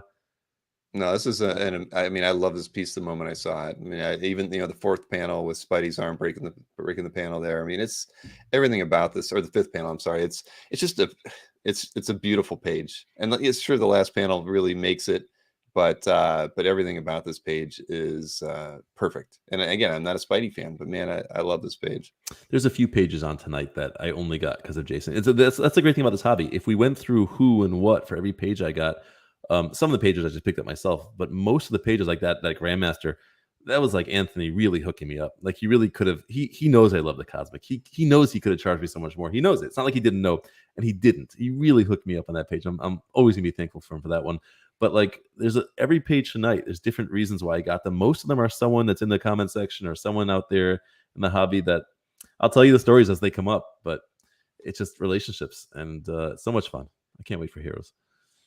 Well, Jason sounds like an enabler. Jason is a sick puppy, and the only way he feels better about himself is if he makes everyone around him a sick puppy too. Jason has a secret genie that gives him $2,000 at a time only. So anytime he's broke, he still has $2,000 for the next page. And if he spends that, he's got $2,000 again. But if he wants to spend $10,000, he goes past his genie and steals from his girlfriend. So so then he needs everyone else to do sick stuff also, so he feels better about himself. He's an enabler, and he's awesome. Sorry, Jason. I don't know how he affords to do all that aquarium work and everything that he does around his house. I mean, with all the art he's buying all the time, he must have a genie. I think you're right, Fish. He's got a genie. What are those fish called? Those expensive fish in the aquarium, and the ones in the pond, the koi fish. Koi. He's got a genie koi. Yes. Yeah, Jill says we're all enablers for each other, and it's true. Especially when everybody's always looking out for stuff. That's why when something pops up, you're always, if it's on Facebook, you're tagging your friend in the comments saying, "Hey, you got to check this out." If it's on a for sale Facebook page, or it's in a deal or no deal thing, we are all enablers for our friends if we don't want it. But that's why I miss the collectors conversation so much. I mean, I'd love to be on here, and Jason's on here, and a couple other guys are on here. We're fighting with each other, or we're listening to Ruben. It's just it's fun, the give and take. We got to get those back. Bill, we got to get the collectors conversations going again. I know you're busy every night, but we got to find a way. We do need to find a way. I agree. Like I mentioned before the show, I think once I'm settled in Florida and I get a few things figured out with my schedule, maybe we can do that, because Sunday nights are still free. I mean, I thought that was a good night to do it. We always had really good turnouts. Yeah. Oh, I mean, my wife was happy when they were canceled, but I watched them. I see Marcus in the comment section. You know how like McFarlane, he had those Spider-Man comics where I guess it was the lizard ones or whatever, chasing Spidey, and on top it just says doom doom doom doom doom doom doom doom, right? I can see Marcus just going gap gap gap gap gap gap gap gap gap gap gap. What do you got next, Bill? Well, I mean, this has a McFarlane feel to it actually on this next piece, as far as the layout goes. Well, it's Larson who came right after McFarlane, exactly. Right? So he's copying him a little bit. Yeah, there are a lot of pieces I sent you that I've had for years, and I guess I don't know why, but the ones that are coming up first are ones I've only had for a few weeks or a few months. I don't know how it came out that way. Alphabetically, because I made a mistake of doing that. Yeah. But this was one I also only had for a few weeks. I bought it from another collector on CAF. So when I saw him selling something, and then I went over to his collection, and I didn't want what he was selling, but sometimes when someone's selling something, it means they're selling. Some people do not sell; they're black holes. But sometimes when people are selling a couple of pages, you think maybe they're not attached to art the same way you are or I am, and they're willing to sell anything for the right price. So I saw he had this. I offered him a fair price. He upped me a little bit more than that, a couple thousand more, and I said, okay, fine, fair enough. I love the panels. I love that third panel is open on top, right? When Vulture flies away, it's like open to the sky, I felt like the Eric Larson prices are going nuts at auction. I knew that if I wanted a Larson, this is my time. I missed the McFarlane boat most probably. I figured if I want a Larson, this is my shot. Like I said before with the JRJR, I'm not really a Spidey collector, but maybe I'm starting to be a little bit. It's an expensive thing to collect, Spidey. But all of us read Spidey as a kid to some extent, and I remember reading this page. This is from when he fought the Sinister Six, and I know Larson art's pretty hard to get. He lost a lot of it in the fire, as everyone knows. So I had a chance for this one. It wasn't too crazy, and I love it. It's framed on my wall. It's in a wooden frame, though. It's one of the pieces I have up because it's one of the pieces I just got framed, and it's cool. It's a great page. I'm not, if Chris Snorrick was I see you in the comments, Chris. If Chris was on with us, he would tell us artistically what works here and what doesn't work here. I'm not that cultured. I look at it and I say pretty. It's pretty. So yeah. Why is Spidey swinging the flock of birds? Spidey is trying to trick Vulture, and he attaches onto him. And Vulture, in a previous comic, when Spidey was attached, flew up and dropped Spidey from very high. The Spidey purposely did it again, and this time he did a flippy flip and kicked Vulture in the head or something like that. So this was the plan. I don't know why the birds are there. I guess Vulture's flying high, and up high are the birds. I don't know. Are birds even real? Anyways, yeah. So not on my show, Chris. It's okay. Oh man, yeah. No, this is I really like this piece as well, and I mean you feel the McFarlane thing right away just because of the panel layout, but I honestly I love the action lines in those first two panels, and like you said, the breaking of the third panel there. I mean it's just awesome, and then tipping the whole perspective change with Spidey upside down. I mean that's the artists who took advantage of Spider-Man's characteristics and doing stuff like that. I think were really ingenious. I mean I love the classic Spidey artists, but when McFarlane came in and Larson, I think that they just they drew them so differently, and yeah, this is a nice page, right? Nice piece to have, man. It really is. If you want to get a full splash of Spidey from Larson now, you got to spend crazy money. You got to spend yesterday's McFarlane money. It's crazy money. So I figured that's as close as I'm getting, and got that. I don't really have a checklist. I'm not a checklist collector. If I see something I love, I want to buy it. I saw that. I don't want to say love like my cosmic stuff, but I really liked it, and it was affordable, and the guy was fair. And again, he got a good price also. He definitely got a good price, but it was fair. We both came away happy. You're both very happy, and now I have it. The way I think about it is, if I bought something, I'll just make up a price. This is not what I paid for. Let's just make up a price. Let's just say $20,000. If I buy something for $20,000, which is a crap load of money, I know that it is. But if I buy something for $20,000 and I have it for 10 years and I enjoy it, and after 10 years I sell it for $18,000. Forget about if you sell it for 60. It's always a possibility, right? But if I sell it for 18, putting inflation aside, let's say no inflation, I enjoyed it for 10 years for a couple $1,000s. Like that's worth it to me, at least right now. If my job, I lost my job, I'd probably feel differently, but it's worth it. So it's like, if I buy something and I know like this is a safe price, I'm not worried about making a profit, but I can get out at even or close to even one day, and I can enjoy this on my wall, then why not? Why am I not doing it? I'm not going to, sell my car for it, but if I have the cash sitting around anyways, then yeah, let me enjoy it. Well, you're fortunate that your wife is a collector as well, too. I mean, she kind of, like you said, when she said it was okay to redo the garage if you really wanted, and she's an enabler. Yeah, but that's good. I mean, she doesn't look like Jason, but she's my female Jason. That better not be the new thing. But yeah, she's. But it helps though. I mean, no, she's great. A lot of spouses probably don't get it. I mean, she supports my hobby 100%. She knows it makes me happy, and she likes me to be happy, and she's 100% behind it. And anytime I say I'm going to sell, she goes, "Don't sell anything." Anytime I sell, she's a hoarder, not a hoarder. Our house is not a hoarder house, but when it comes to collections, it's always going to be worth more. Don't sell anything, and so she's an enabler. Yep. Oh, good to have her in your corner. Marcus, she collects McFarlane like I do. We don't have any, but we both collect McFarlane. Oh, hey, Tim Finn. Yes, good morning to you. In Tokyo, I think. All right, well, let's look at some more art here. We got there's many awesome pieces coming up here, especially this one. Holy moly! So this is a Ron Lim Infinity Gauntlet page. It's interesting. I didn't know before I saw this in person that Ron Lim did different issues in different sizes. My George Perez Infinity Gauntlet page is 11 by 17, as is this one. But before I had this Ron Lim, I already had a different one. I don't think I gave it to you to show tonight, but it's a twice up. It's a really big one. So when I bought this, I also thought it was going to be twice up, but it's not. It's a regular size, which works for me. It fits on my wall. So I guess different issues. Some he did big, some he did small. But that Thanos splash is fantastic, and that bottom panel is even better. That face, that malevolent laugh, and that I'm drawing a blank on what his name is. The Fire Lord. Is a Fire Lord. Just a great, and in that middle panel you could see Iron Man's head bouncing off. I actually think that's not even, is that his helmet or is that actually his head? I'm not sure. I have to go back to the issue and look to see if he's headless on the next page. You could see in the top panel, you could see whatever her name is pulling off his helmet. I'm not sure if she got his whole head there, but it's just a great page. It's a great page. I met up with David in the city to buy it from him, and he was here from LA, and that's Dr. Doom in the background looking pretty bedraggled. Do you need another Ron Lim Thanos page after you have that top panel and that bottom panel? It's beautiful. It's beautiful. I love it. It's a great page. It's interesting. I had 3 pages I decided I really wanted at one time, and they were all out of my price range. And I said, I'm going to have them all this year.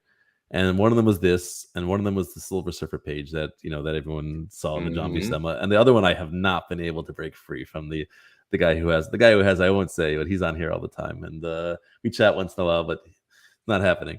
But this is my targets for a good 6 months. He actually was in your comic art.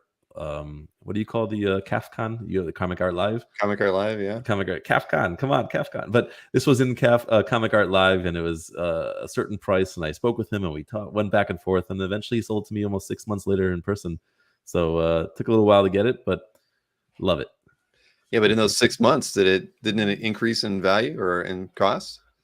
Didn't increase in cost. Well, maybe increase in value, but I think he wanted a little bit too much for it at first. And then he came down to earth, and he also knew how badly I wanted it, and I'm not, not flipping it or anything, but right. It's well,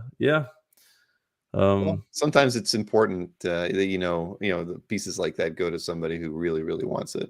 I mean, and if he was already asking a little bit high price, well, at the end of the day, he still probably got a decent price for it, and it went to somebody who's gonna cherish it. And that is, it's funny, I never noticed Iron Man's helmet getting thrown off like that before. Is it just his helmet, not his head? Yeah, because I actually went to the scan that you sent me so I could look at it, and it's just his helmet. It's too a bad. bit more. It's like the helmet down to the down to the neck. You would have thought that it would have just been the top part of the helmet, but it literally looks like his head got ripped off because of that, but it can't be.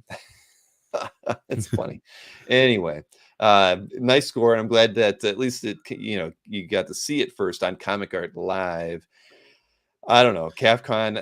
Some people want me. I'm sorry to cut you off. No. Some people want me to call it CAF Con. I don't know. At the time when I started it, I always felt it was going to be a standalone, something separate, and it really has become a part of CAF. So who knows? I'll tell you an interesting story. This past Comic Art Live, I couldn't participate. It's my daughter's birthday, so I was busy all day. So I knew I wouldn't be able to head to a booth, so I ended up not making a booth. But the previous one, I made one, and I sold a bunch of pages.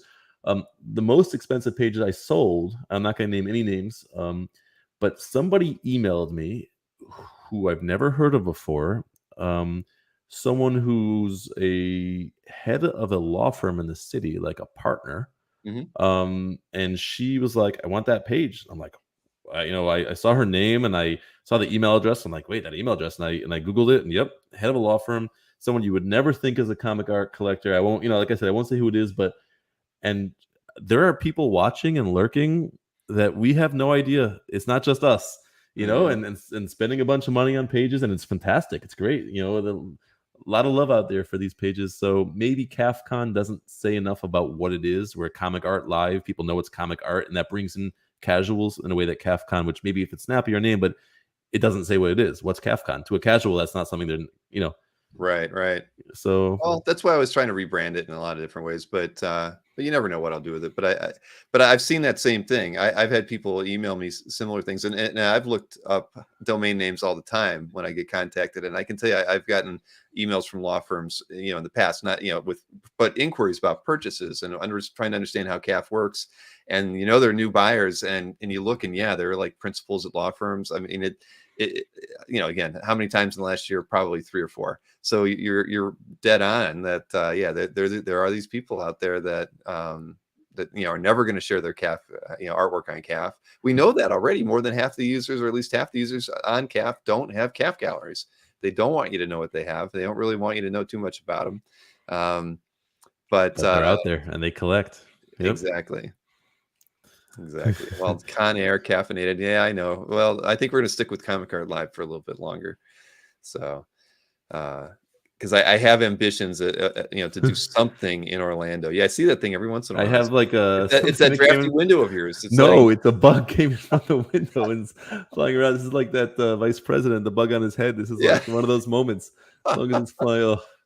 Yeah. All right. What do you got next? Okay. What do I have next here? Where is here we go. Okay. So this is from Dan Poddick. Poddick, I don't know how you say your last name, Dan, but Dan's a good friend. Actually, Jason and I met up with Dan for lunch just a couple of weeks ago. And Dan lives not too far away. I've been to his house. He's been to mine. And he's been around a while in the hobby. There are actually a bunch of people I know in the hobby who were very involved and less involved, and then very involved again, Dan being one of them. He's an awesome source of, you've had him on the show a bunch, but he's an awesome source of information. He's a good friend, and he had this, and he had it for sale, and he had it for sale for a little while, and this is before things exploded, like 4 years ago. Like now, if this went for sale, it would be gone in a heartbeat. It's cosmic. I think it's Angel Medina's best piece, or for sure his most famous piece. You got Eternity in the background, Adam Warlock in the front. And he had it, and at the time I wasn't such a sicko yet, so spending that much was crazy to me. But no one else bit. So after a little bit, I saw him at a con, and I had a bunch of cash on me, and I took it out. And I said, "Come on, give it to me for this." So he said, "Okay, fine, take my money." I know you love it. That you were the meme. You were the take my money meme. I was the take my money meme, and he took my money and he gave it to me, and you know what? He's happy I have it. He was looking at it when he was by my house a few weeks ago. He's like, this page. Listen, anyone who's been in the hobby long enough who sold anything, everything they sold is worth more now. But this was like not just the cover. This is kind of the beginning of Dan and my friendship, and so it's a double. It's the friendship and the cover, and I love it. It's the continuation to the Infinity Gauntlet, right? It's the first issue after. It's before Infinity War and Infinity Crusades, before those, and it's beautiful, right? It is. No, it's the inks is Terry Austin inks. Beautiful. I don't think I'm gonna have a John Byrne Terry Austin anytime soon, but this is beautiful Terry Austin inks, and it's so nostalgic. Who was reading comics in the early 90s that didn't have this? This is like one of those mass-produced books, right? This is everyone had this comic book, and I have the cover, and that's what's awesome about this hobby. Like no one else has the cover. Any page any of us have, you're the only one that has it. So it's cool to have one that everyone recognizes. I have people come into my office that are not comic book collectors, and they go like, "Oh, I remember this comic book." They do. So it's pretty cool. And the story Jason's mad you're giving away too many secrets tonight. The story sucked though. The story wasn't great. After reading Infinity Gauntlet, I was like, all right, this is gonna be great. I don't know what the writers were thinking, but that story kind of fell off the rails. But the art was nice.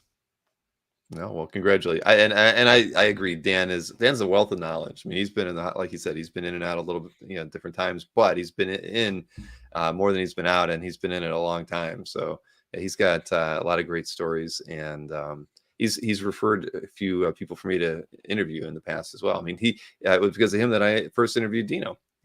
As a matter of fact, they were going to be on the show together, but something didn't work out. And so yeah, Dan's a great guy. He's the one that introduced me to Dino years ago. He introduced me to Dino, and that's also a great friendship. And look, Brett wrote nice King panel too. He's up to that Grandmaster page, a little bit behind. He'll hear his name here. I'll go, what? Hi, Brett. Anyways, he's only, 45 minutes behind. That's all right. Dan is great, and he's got the smoothest voice in the industry. He should be on radio. He should be. You too. Me too. I told you should have your own show on this channel. One day, and Dan, we'll just put people to sleep. We'll go hi. Oh man. Well, this is a good one. A little different character here, but Doctor Strange. Yeah, so when I bought this, this was a few years ago. When I was a kid and I read comic books, I didn't pay attention to artists. I couldn't tell you a single artist name one from the other. I know a lot of people here that's blasphemy. Like, oh, when I was reading, and this was McFarlane, this was that. I knew some comics were prettier to my eyes and some were not. I know that sounds stupid, but that's really just what it was for me. I love the stories, and some art I like more and some art I like less. So a few years ago when I'd already met Jim Starlin a couple times, but when I went with my wife and kids, the same convention that it was actually East Coast Comic Con, which was the best, which is canceled now since COVID and it's just gone. But it's the same convention that George Perez waved at us. But Jim Starlin was sitting there, and Spencer Beck was selling some of his art. Starlin was signing autographs, but Spencer Beck had some of his art. He had his own art to sell, art from other artists, and he had one box that belonged to Starlin. And I picked this out of the box. I go, how much is it? He goes, no prices in that box. You have to give me a price, and I'll go whisper it into Mr. Starlin's ear, to Jim's ear, and he'll say yes or no. But as I wrote, I don't want to say the same story I wrote on CAF, but my wife was with me, my kids were with me. It's before, I didn't want my wife to know like I'm spending like so I kind of like said a lower number, and he looked at me like you're crazy, but he went over, he whispered into Starlin's ear. Starlin went like this. He came back, I upped the number, a few $100s, and he went, and Starlin looked over, he looked at me, looked at the kids, and he went like this. He nodded yes, and he knew it was probably worth more than he sold to me for. And he signed it for me on the spot. I got to skip that whole line. And then I took it, and we went a couple tables over, or a couple corners over, and Rudy Nebris was there. And Rudy Nebris was with his wife, and he's a sweetheart. They're both sweethearts. And he signed it for me also. So both those signatures happened at the same time 4 or 5 years ago. They didn't happen back, 20-something years ago, 30 years ago. They happened 4 or 5 years ago at the same day, which is crazy. Think about it. This page, was it saying about 1977? This page was drawn in 77. And on the same day in 2018, they both signed it. Isn't that cool? It's pretty cool. Now, at the time, I was into collecting comic art, but I've only been in it for 6 years. So at that point, I was in it for 2 years. I wasn't enough to really recognize styles. I really thought it was a Starlin page.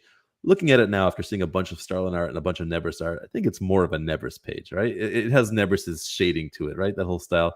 I don't know. Honestly, the layout of the page though feels very Starlin. Yes, which is why it's a Starlin layout, right? Yeah. So does that mean like he kind of loosely penciled it and never did the rest? I don't care. I'm not going to sell it. It's such a special story for me, and my kids were there and they were part of the process. And listen, like I said, if I lose my job, anything's up for sale. But other than that, I don't plan on ever selling it. So I don't really care who drew it value wise. I know Starlin's more than Nebris, but I'm always interested in like what's the real story here. I should have asked him. I did not ask him, but it looks to me like Rudy Nebris art, and like you said, Starlin planned it out.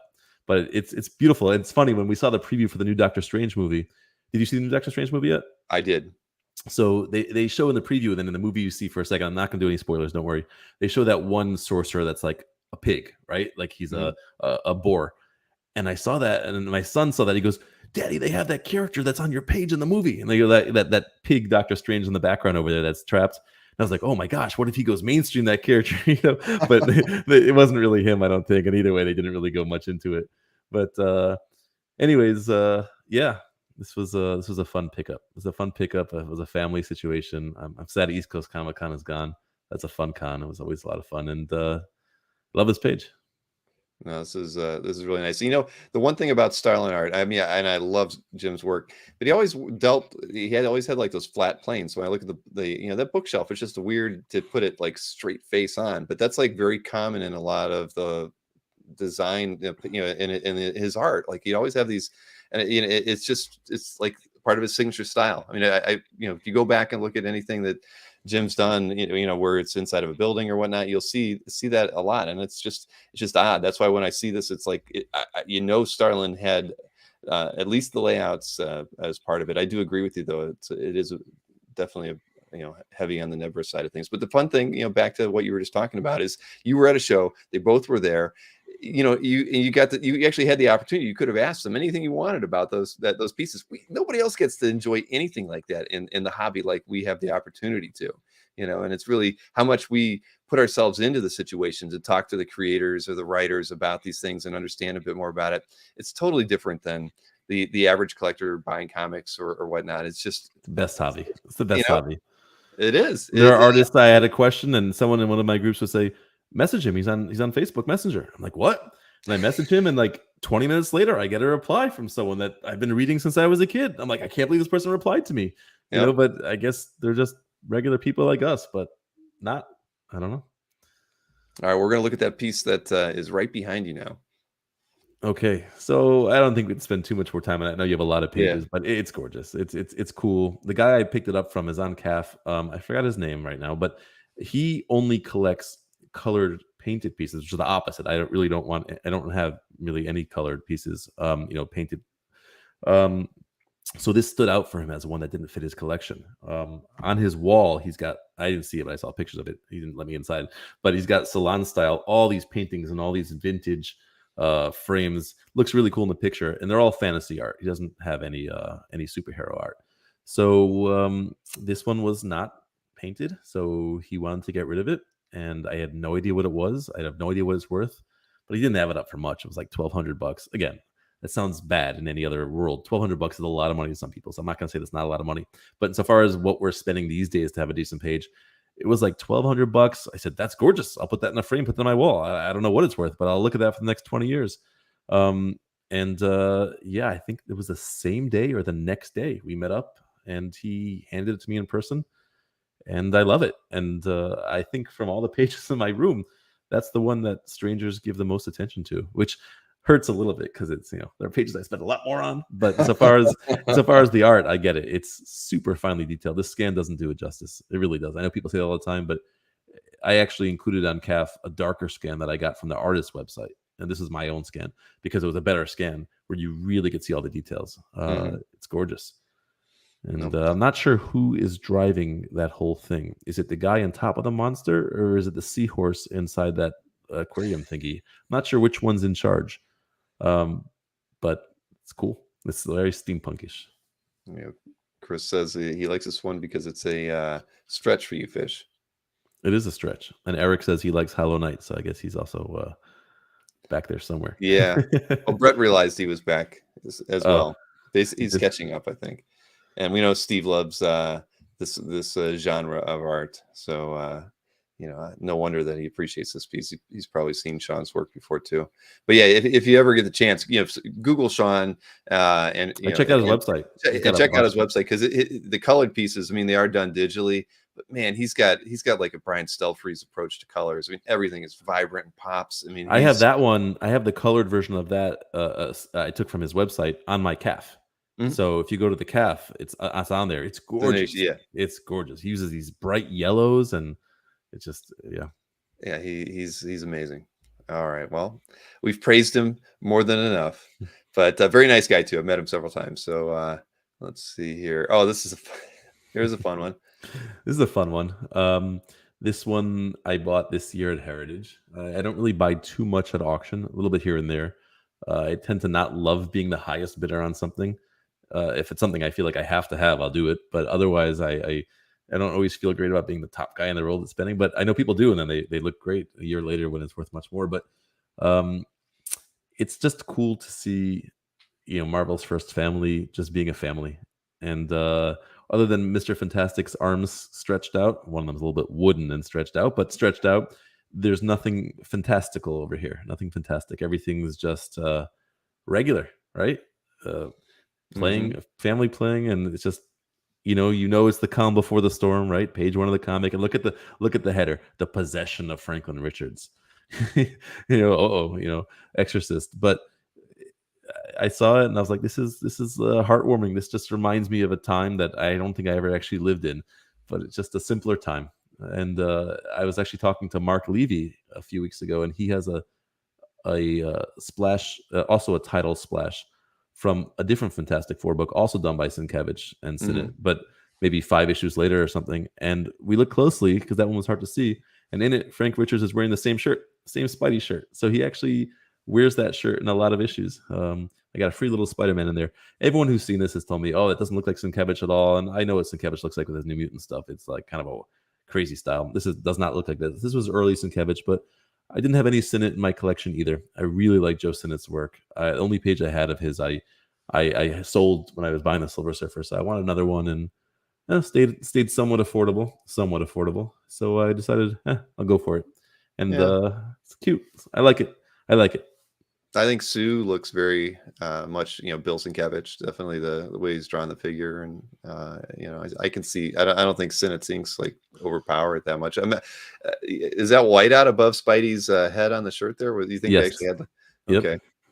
Wonder why, right? What Yeah. logo was there? Yeah, what do they Marvel have or there? something? I'm Yeah, I thinking don't it know. used yeah, didn't those shirts say Marvel? I think you're Maybe right. Uh, make mine Marvel.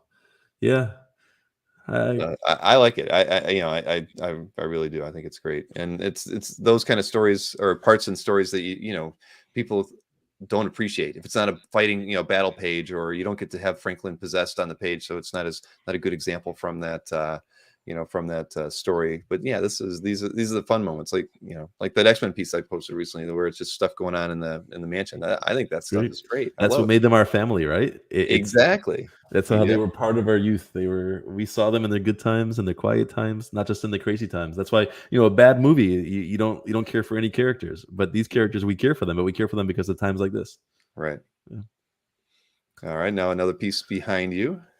Okay, so again, not to rehash the whole story, but there's someone that made a comment in a Facebook group, and he had this, and he wasn't really an art collector. He won this on eBay in a second chance offer in 1999. He came in second, I think, for like $300 or $400. He told me maybe $300, and the guy who came in first, Welch, and didn't pay. So the guy who was selling it reached out to him and said, "The guy who came in first didn't pay. Do you want it?" So it's a DPS. It's 2 pages for $300. He got it. So he put it on his wall. He said he went through a really bad time 3 or 4 years later, lost his job, was broke, had no money, and he knew he can get like $500 for this. And he said $500 might not sound a lot to you right now, but at the time, it would have paid my rent for a month or two. And I don't know what possessed me to keep it. He said I really needed that money, but I thought one day it would be. I don't know. He kept it, and then when he sold it to me a few weeks ago, and I flew into Florida, he would only sell it to me in person for cash. And I did not. And I grew up in Florida, and I did not know there was a part of Florida that actually has a different time zone. Destin, Florida, which is part of the Panhandle, is Central Time Zone. I had no idea Florida was not all Eastern Time Zone. But I flew into Florida, took a couple of flights to come home. There was no direct flights, all in one day. It was like an 18-hour day to go there, and I arranged with the bank ahead of time to give him cash. When we got there, he actually said, "Just give me a cashier's check." I spent like hours and hours arranging that cash, but my bank was fighting me there. But whatever. Anyways, and I flew back. It was a crazy day. But he told me when I paid him for it, which I paid him a heck of a lot of money. It's one of those pages I spent a lot for because I just really wanted it. But he told me this is going to pay for my kids' college education, and then this is why I didn't sell it back in the day when I was broke. So he was very happy. He was very happy with how it worked out, and I'm happy with how it worked out. It's beautiful. It frames nicely. It presents nicely. It's Civil Surfer 50. It's double Thanos over there, right? Statue Thanos and Thanos in the sky, like the Lion King. Silver Surfer. It's just beautiful. If you're into cosmic, which I am, this is gorgeous.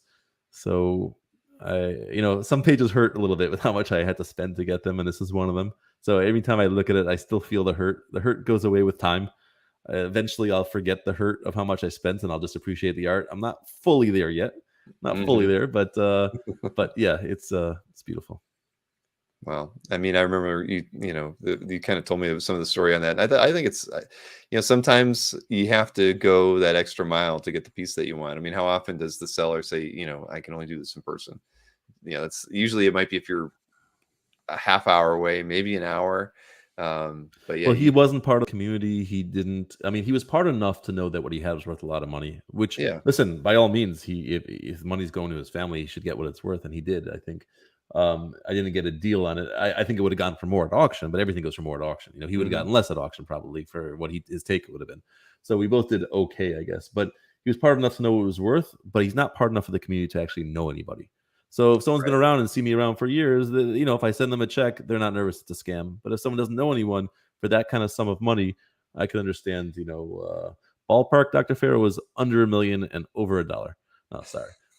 But it just I don't really blame him. A lot of money, and also if he shipped it and then it got lost in shipping and he doesn't know me. But listen, it was a flight to Florida. He held on to it when he could have let it go so many times. I mean, clearly it was. Yeah, he knew. I get it. I understand his position, and without question. I mean, I definitely would have felt the same way.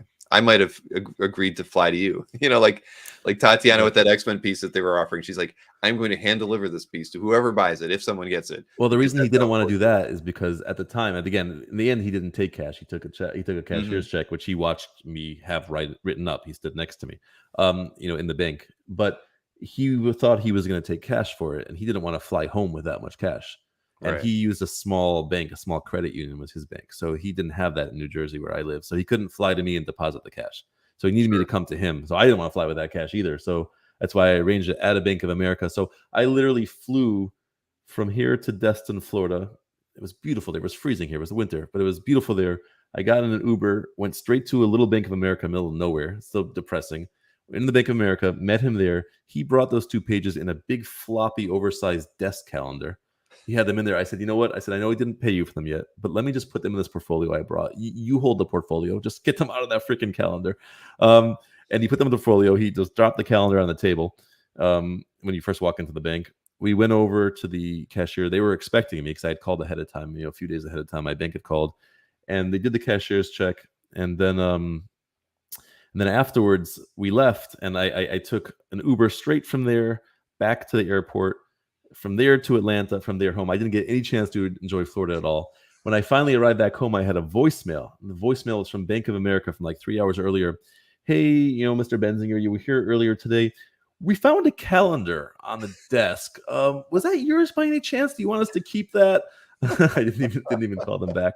But that's just amazing. I mean, did you ask him how he had stored it for the last? He had it in a cheap frame. It was actually touching the glass and everything. Most of these storage techniques that we discussed, and we're like, be very careful for this and for this. From what I understand from guys I've spoken to who are actual, like Robert Wayne Dennis, there's a name. But, from what I understand, these are really things that will keep your art safe for the next 300 years.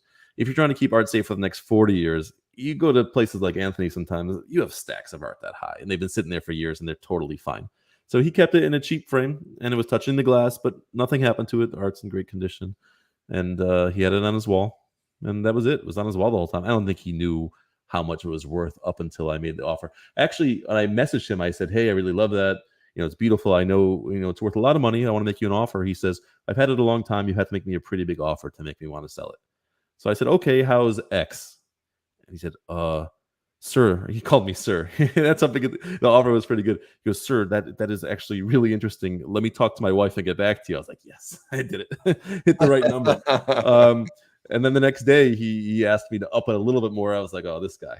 I just blew his socks off, and he wants to see how much further he can go. But I said, okay, fine, whatever, a little bit more, and then we sealed the deal. So it was great. Well, that's good. And then that answered Ruben's question, because he was curious if the guy had a price in mind, or if you had to make an offer. No, I made an offer. I ran it by a couple of buddies like Jason. I wanted to know what it was worth. I didn't want to pay much more than it was worth, or even more. I don't like paying more than things are worth, although sometimes you have to, right? You have to pay tomorrow's prices to get it. Right. But I also know it's worth a lot. It's a Silver. Listen, anything Ron Lim these days goes for a ton, especially Silver Surfer and Thanos stuff. And this is the title splash DPS from a Silver Surfer 50, which was a milestone issue. So I knew it was worth a lot. Again, it would be worth much more at auction, but after all the auction take comes out of it, I'd probably get back what I paid for it.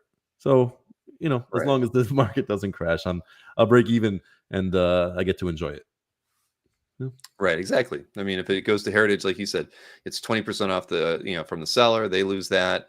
The buyer is always weighing that extra 20% that's going to be tacked down on the final price. Not just 20, but maybe another 15 or 10 or 5, depending what they negotiate on the other side.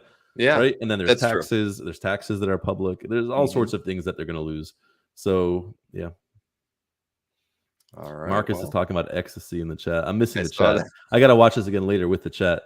Right. Yeah, I haven't been able to pay as close attention to the chat tonight. Everybody was so excited to have you on the show tonight, Fish. No, thank you.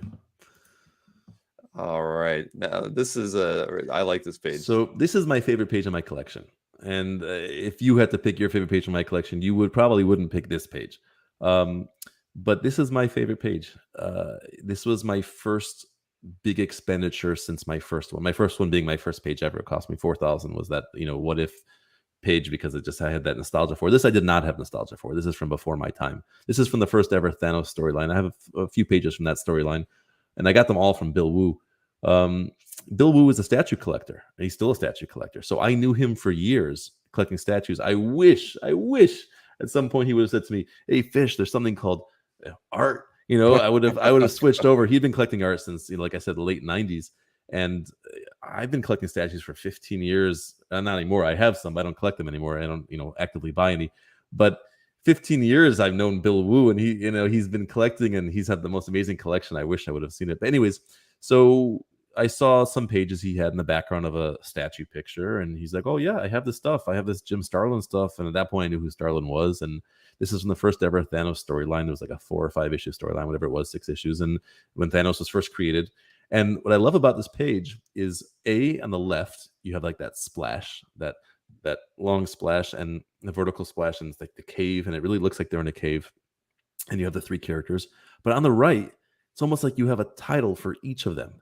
And Starlin created all 3 of those characters. Those were his 3 creations at the time. It was Thanos, Death, and Drax. He created all 3 of those characters, and it's just like they were just created. This is like 2 weeks after they were created, or a month, or whatever it was. This is the 2nd or 3rd issue of the story, and it's just each one is gorgeous. I don't know. I love this page. If everything was worth the same, because obviously some are worth more, and you think about your bank account. But if everything was worth the same and there was a fire, this is the page I'm running out with. It's not the greatest scan because the scan came out white, and the actual page is a little bit yellowed, which adds a lot more character to it. It looks like you're holding history in your hands. And Thanos' look has changed since then. Drax's look has changed the most since then. Death over here almost looks like it's coming out of Star Wars, right? But it's just, I love this page, and I got to go out there. I drove to Delaware. My wife came with me, a couple-hour drive for us to meet Bill Wu. He owns a comic shop there, and he actually brought a lot of other art for me to look at that he was not selling, that I could not afford, that he sold. He sold a lot of it since.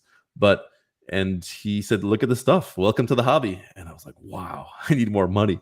And I did go back and buy a few more pages of him over the years, until he stopped selling pages. Now he says, "I'm just selling at auction." He's actually selling a couple pieces at auction now, but he's a great guy. Bill is a class act.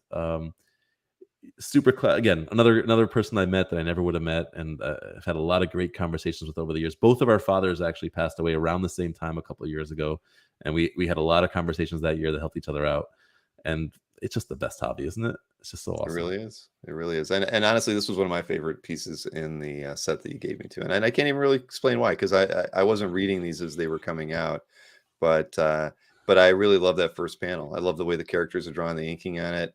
Just that's, very stark, heavy inks on Thanos's costume. I mean, just everything about that, the page, I really enjoy. So it's a great page. And the fact that you got it from Bill is even more special. Yeah. Okay, we got 3 more pieces to look at. All right. So again, from Bill. The last time I went to buy from Bill, he sold me 2 pages. This one and the page that comes right before it chronologically. The page before it I didn't send you because it was a 6-panel splash, not as spectacular to look at. Sorry, a 6-panel page. Still a great page. But the end of the previous panel, Captain Marvel says, "You got to deal with." And this page is Captain Marvel. So it's Bill again. I don't have to tell you a whole story again about Bill, but it's just a beautiful page. It's a splash, but also not a splash. I don't know what you call this. There's 3 different panels here without the lines drawn, right? Yeah, no, I'd call it a splash. Yeah, you have to. And even the border, that little, I don't even know what he drew around that border. Is that like robotic looking? There's no robots on the page, so I'm not sure what he was doing. Yeah, what was the thought there? But yeah, that's cool. But it's Jim Starlin sat there in the 1970s creating Cosmic Marvel or Space Marvel, as Jason calls it, because he's an X-Men guy. He's creating, the whole MCU all led up to Thanos and the Infinity Gauntlet and that whole storyline. This is when it was created, right here, right here. Yeah. I know it's late and we have a couple more pages to look at, so not much more to say, but I love looking at this page. It's beautiful. I always love the those sparkles in there as well. I mean, just a funny way, funny element for a character's motion or mode of motion or flight or whatever, but it worked, right? Well, it's interesting because Jim Starlin was really the godfather of the Cosmic Marvel, and then it kind of went George Perez, but Ron Lim, right? Ron Lim was really the one who took over, and Ron Lim uses not exactly stars but glints on Silver Surfer. That's the cosmic look for Silver Surfer when Ron Lim draws him, right? The shine. Mm-hmm. So I wonder if Ron Lim, who took over the cosmic stuff, obviously he went back and read the Starlin stuff, saw that, and that gave him the idea. Probably not, but I always equate the two. No, great pickup here. Thank you. And I'm sure that's not going anywhere. That one, but your son may have claimed it. No, he just claimed that one page. He says that's the one he wants. Yeah, I mean, he said I'll take any others, but that's the one that belongs to me. It belongs to you. Well, he feels like he had a little influence over your decision. He did. He told me he loved it, and when I decided what price, in Heritage, you could always sit there hemming and hawing as the auctioneer says, anyone else, but in Comic Link, as the time's ticking down to no seconds left, you have to decide your best price and put it in. And when I did, I definitely had him in mind that he was like, I love that page. I'm like, yeah, it's a great page. No, I didn't do it to give it to him, but now I think I'm trapped. But who knows? Right. Well, I mean, it's part of the hobby again that you don't get in any other ones, right? I mean, when my daughter, if she ever said, I'd really like that page, or that's amazing. I mean, she's picked up stuff after the Dueling Dealers show that didn't sell, and she comes into the room, she's like, Dad, I really like that piece. This happened twice. And I'm like, how can I say no, right? I mean, she was excited, but she didn't say anything in the heat of the moment. And then she comes in immediately after and it's like, I have to have that piece. And I want my kids to collect art, I mean, hobby means so much to us, such a big part of who we are. Mm-hmm. And once the kid decides to jump in, they're all of a sudden connected to that part. And that's what you live for, right? You can't take anything with you, but having your kids involved. Yeah. All right. Well, we got 2 pieces left. Two interesting pieces to go. So this is back to a Jason situation. So here's a Watchmen page. I love Watchmen. It's the only DC I really like, but it's special. I always when I was on a collector's conversation a year or two ago, when I said that I think Mouse and Watchmen are the 2 best comics ever written. 2 graphic novels that were really, the Mouse won the Pulitzer. It's about the Holocaust, and Watchmen, to separate is just a great story. But Watchmen is a great story, and Watchmen pages are very, very expensive, and now they're even more expensive. Now that I've gotten to be a sicko and say I'll buy one, now they're even double that. So I'm not that much of a sicko. I'll get there, then they'll be doubled again, I'm sure. But I always wanted one, and this page Jason found on one of the boards. And he said, someone put it up for best offer. And I said, oh my gosh, but you have to do a crazy offer. He's like, no, do this offer and see what happens. And I did. And the guy says, can you wait a couple of days? And I said, I could wait a day. And the guy said, okay. And then after a day, no one had offered him more. And it was very reasonable. And I got it. And again, I mean, every page is a story connecting to a person. That's what it is. Mm-hmm. And this one's, again, it's Jason. And it's Watchmen. What can I say? I wrote on CAF, it's a filler, and Marcus Y wrote down, I'm going to comment, there is no filler when it comes to Watchmen. But either way, I when I saw the picture of it, I'm like, all right, it's a Watchmen page. I can use it to level up to another Watchmen page down the road. But once I got it in hand, it was a crazy feeling. It was like I said earlier tonight, when I held the Grandmaster page, it feels like I'm holding history.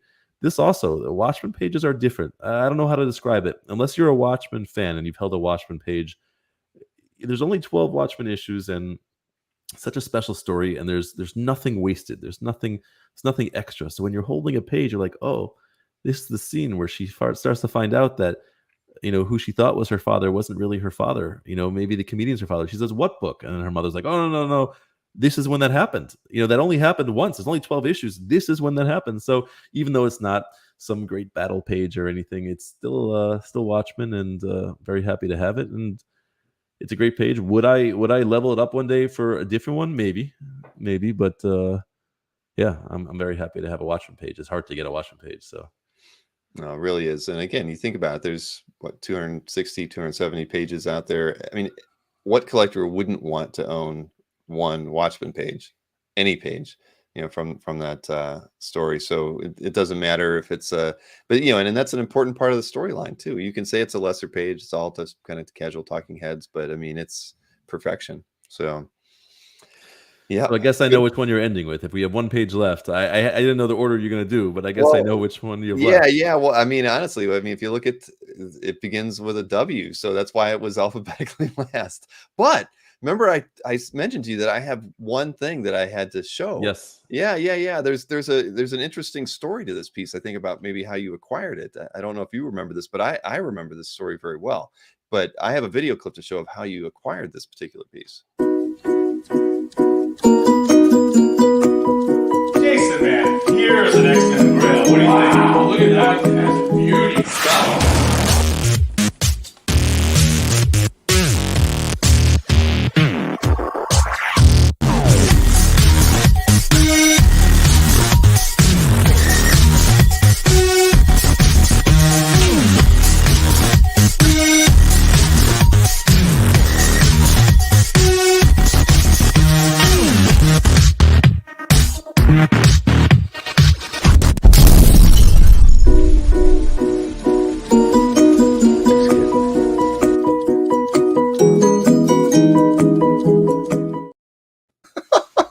Let me just do this. Two things. Number one, Dino is amazing. I'll get back to that in a second.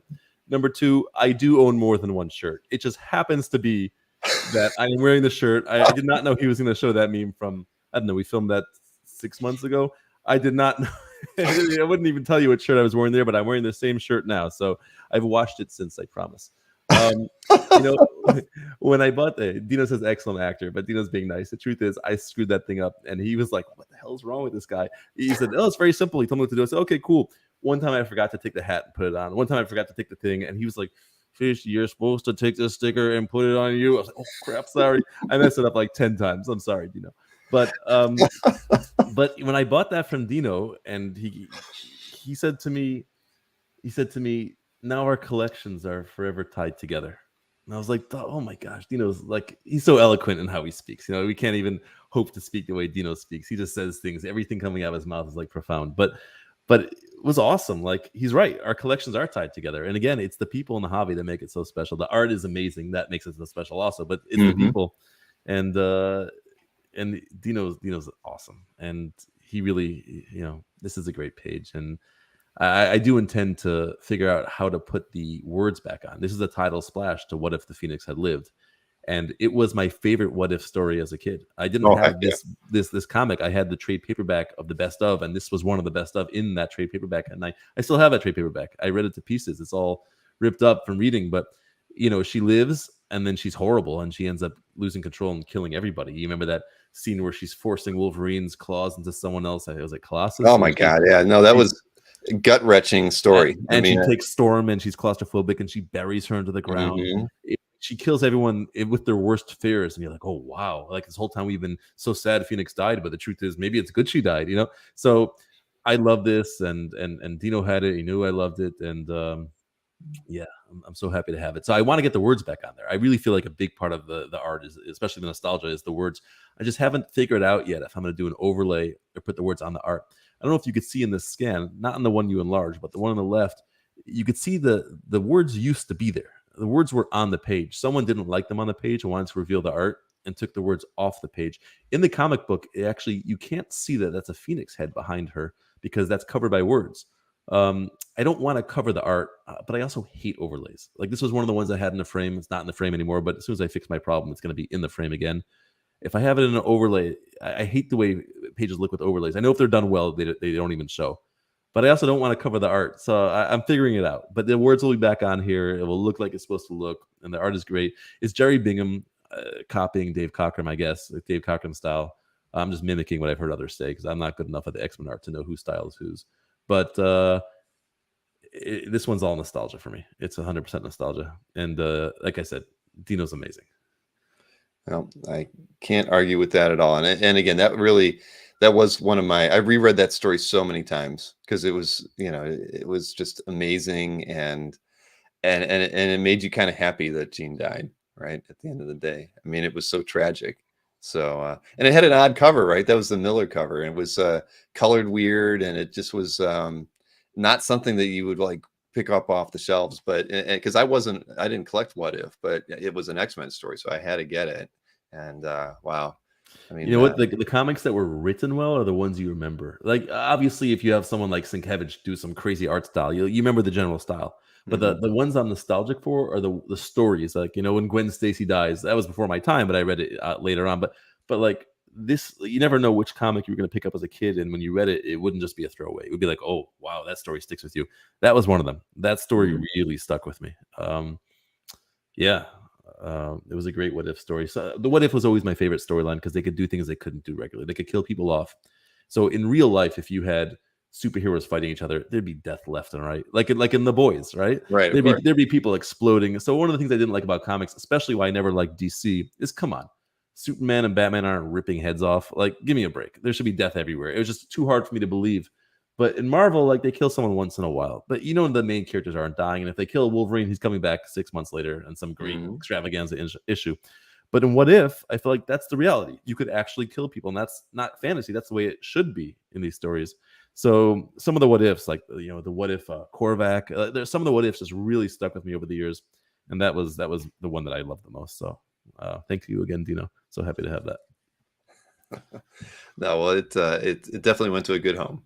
without question. And Dino, when he showed me that video, I was in tears when he sent that to me. I couldn't wait to play it. So I'm so glad we got to do that, because this is the second time I've got to play that. He's a creative genius, and you're getting the mileage out of it. Yeah, it's funny, because one of his memes was also from Watchmen. I could have worked that in there somehow too, but for another day. Yeah, but man, Fish, this has been awesome, more than awesome. And I can't believe it's already been over 2 hours. Really felt like half an hour. I know for you probably felt like 6 hours. Sorry, but no, heck no. It doesn't feel. That's why I live for my evenings when I get to chat with collectors. It really, these are fun. It never feels. It's like sitting over at having a drink with a friend when we're talking about art. And it really time flies. I mean, I think most, like you just said, it felt like a half hour. That most of these shows do feel like that, because we're talking about something we love, and enjoying the conversation with the chat, and watching them talk about not even following what we're talking about, having their own conversations on things. So it's cool. I'm gonna have to watch this again later to see the comments and unmute. I can't stand the sound of my own voice, but I got to see all the comments, so I have to go back later and watch it. But yeah. Jason said once we got past the sky is falling economy and gas prices, it was great. Sky is falling, Jason? Oh my God, you're right. The sky is falling. Well, I can't wait for Heroes. I mean, this is going to be, it just keeps getting better and better. I mean, I honestly, I didn't think you were coming. I don't know why I didn't feel you were in the chat, or I had seen you say you were going. So no, this is Heroes is just going to be so much fun. It's going to be like, I don't even know what to say, because again, for me, like you just said, I'm probably 95% of the people I'm going to meet there I've never met before, but we've been on screen, shared screen time. Dino's going to be there. I mean, man, this is going to be a fantastic time. I hope more people decide to go in the next 2 weeks, because it's just going to make the show all the more fun. And there are enough artists to go around, everybody. There really are. Yeah, I think Aranga is going to be setting up a table there, and I think he's in the India section or something like that. But yeah, it's going to be great. Shelton's always puts on a great show. I mean, and this to me is like the big show of the year, not just because everybody's going there, but just look at the guest list. I mean, it's incredible. So if you're going there with an art budget, you're going to walk away happy.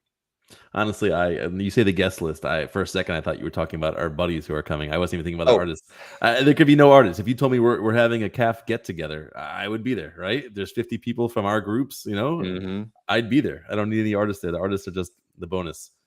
But exactly. Yeah. Well, thank you so much for having me. It's been a lot of fun. No, Fish, it's been a lot, and I'll try to figure out how we get those collector conversations back on the channel. We will work it out. But I think my final move to Florida will probably be, it's looking like August now. I hate to say, just because I may be going to San Diego now for a couple days, and just with Heroes in there and a few other things going on, I don't think I'm going to be ready to pack everything up finally until then. So I would definitely be looking at the fall to work in some new shows and whatnot. But collector conversations are near and dear to me. So I would love to get them back on the. We got to start one up, a Crossfire. We have to make some interesting pairings and see what happens. Yeah. Here. All right, man. Well, listen, as always, lots of fun, and thanks everybody for tuning in and staying throughout all this. I mean, we almost hit 100 people watching the show, and it stayed over 90, most of it, Fish. So we were entertaining. Fish and chips. Thank you, Bill, and thank you everyone in the chat. And Mikhail, you are my chaverim, but I challenge you to say that word properly when I see you. If you say chaverim, it does not count. It's got to be chaverim. Okay, we'll see at Heroes. All right. Well, and Steve, I don't know if I have the coolest job in the world, but we do have a fantastic hobby. I completely agree with you on that, and looking forward to seeing everybody at Heroes. Thanks again, Fish, and have a good night, everybody. Thanks for tuning in. Thank you, everybody. You'll see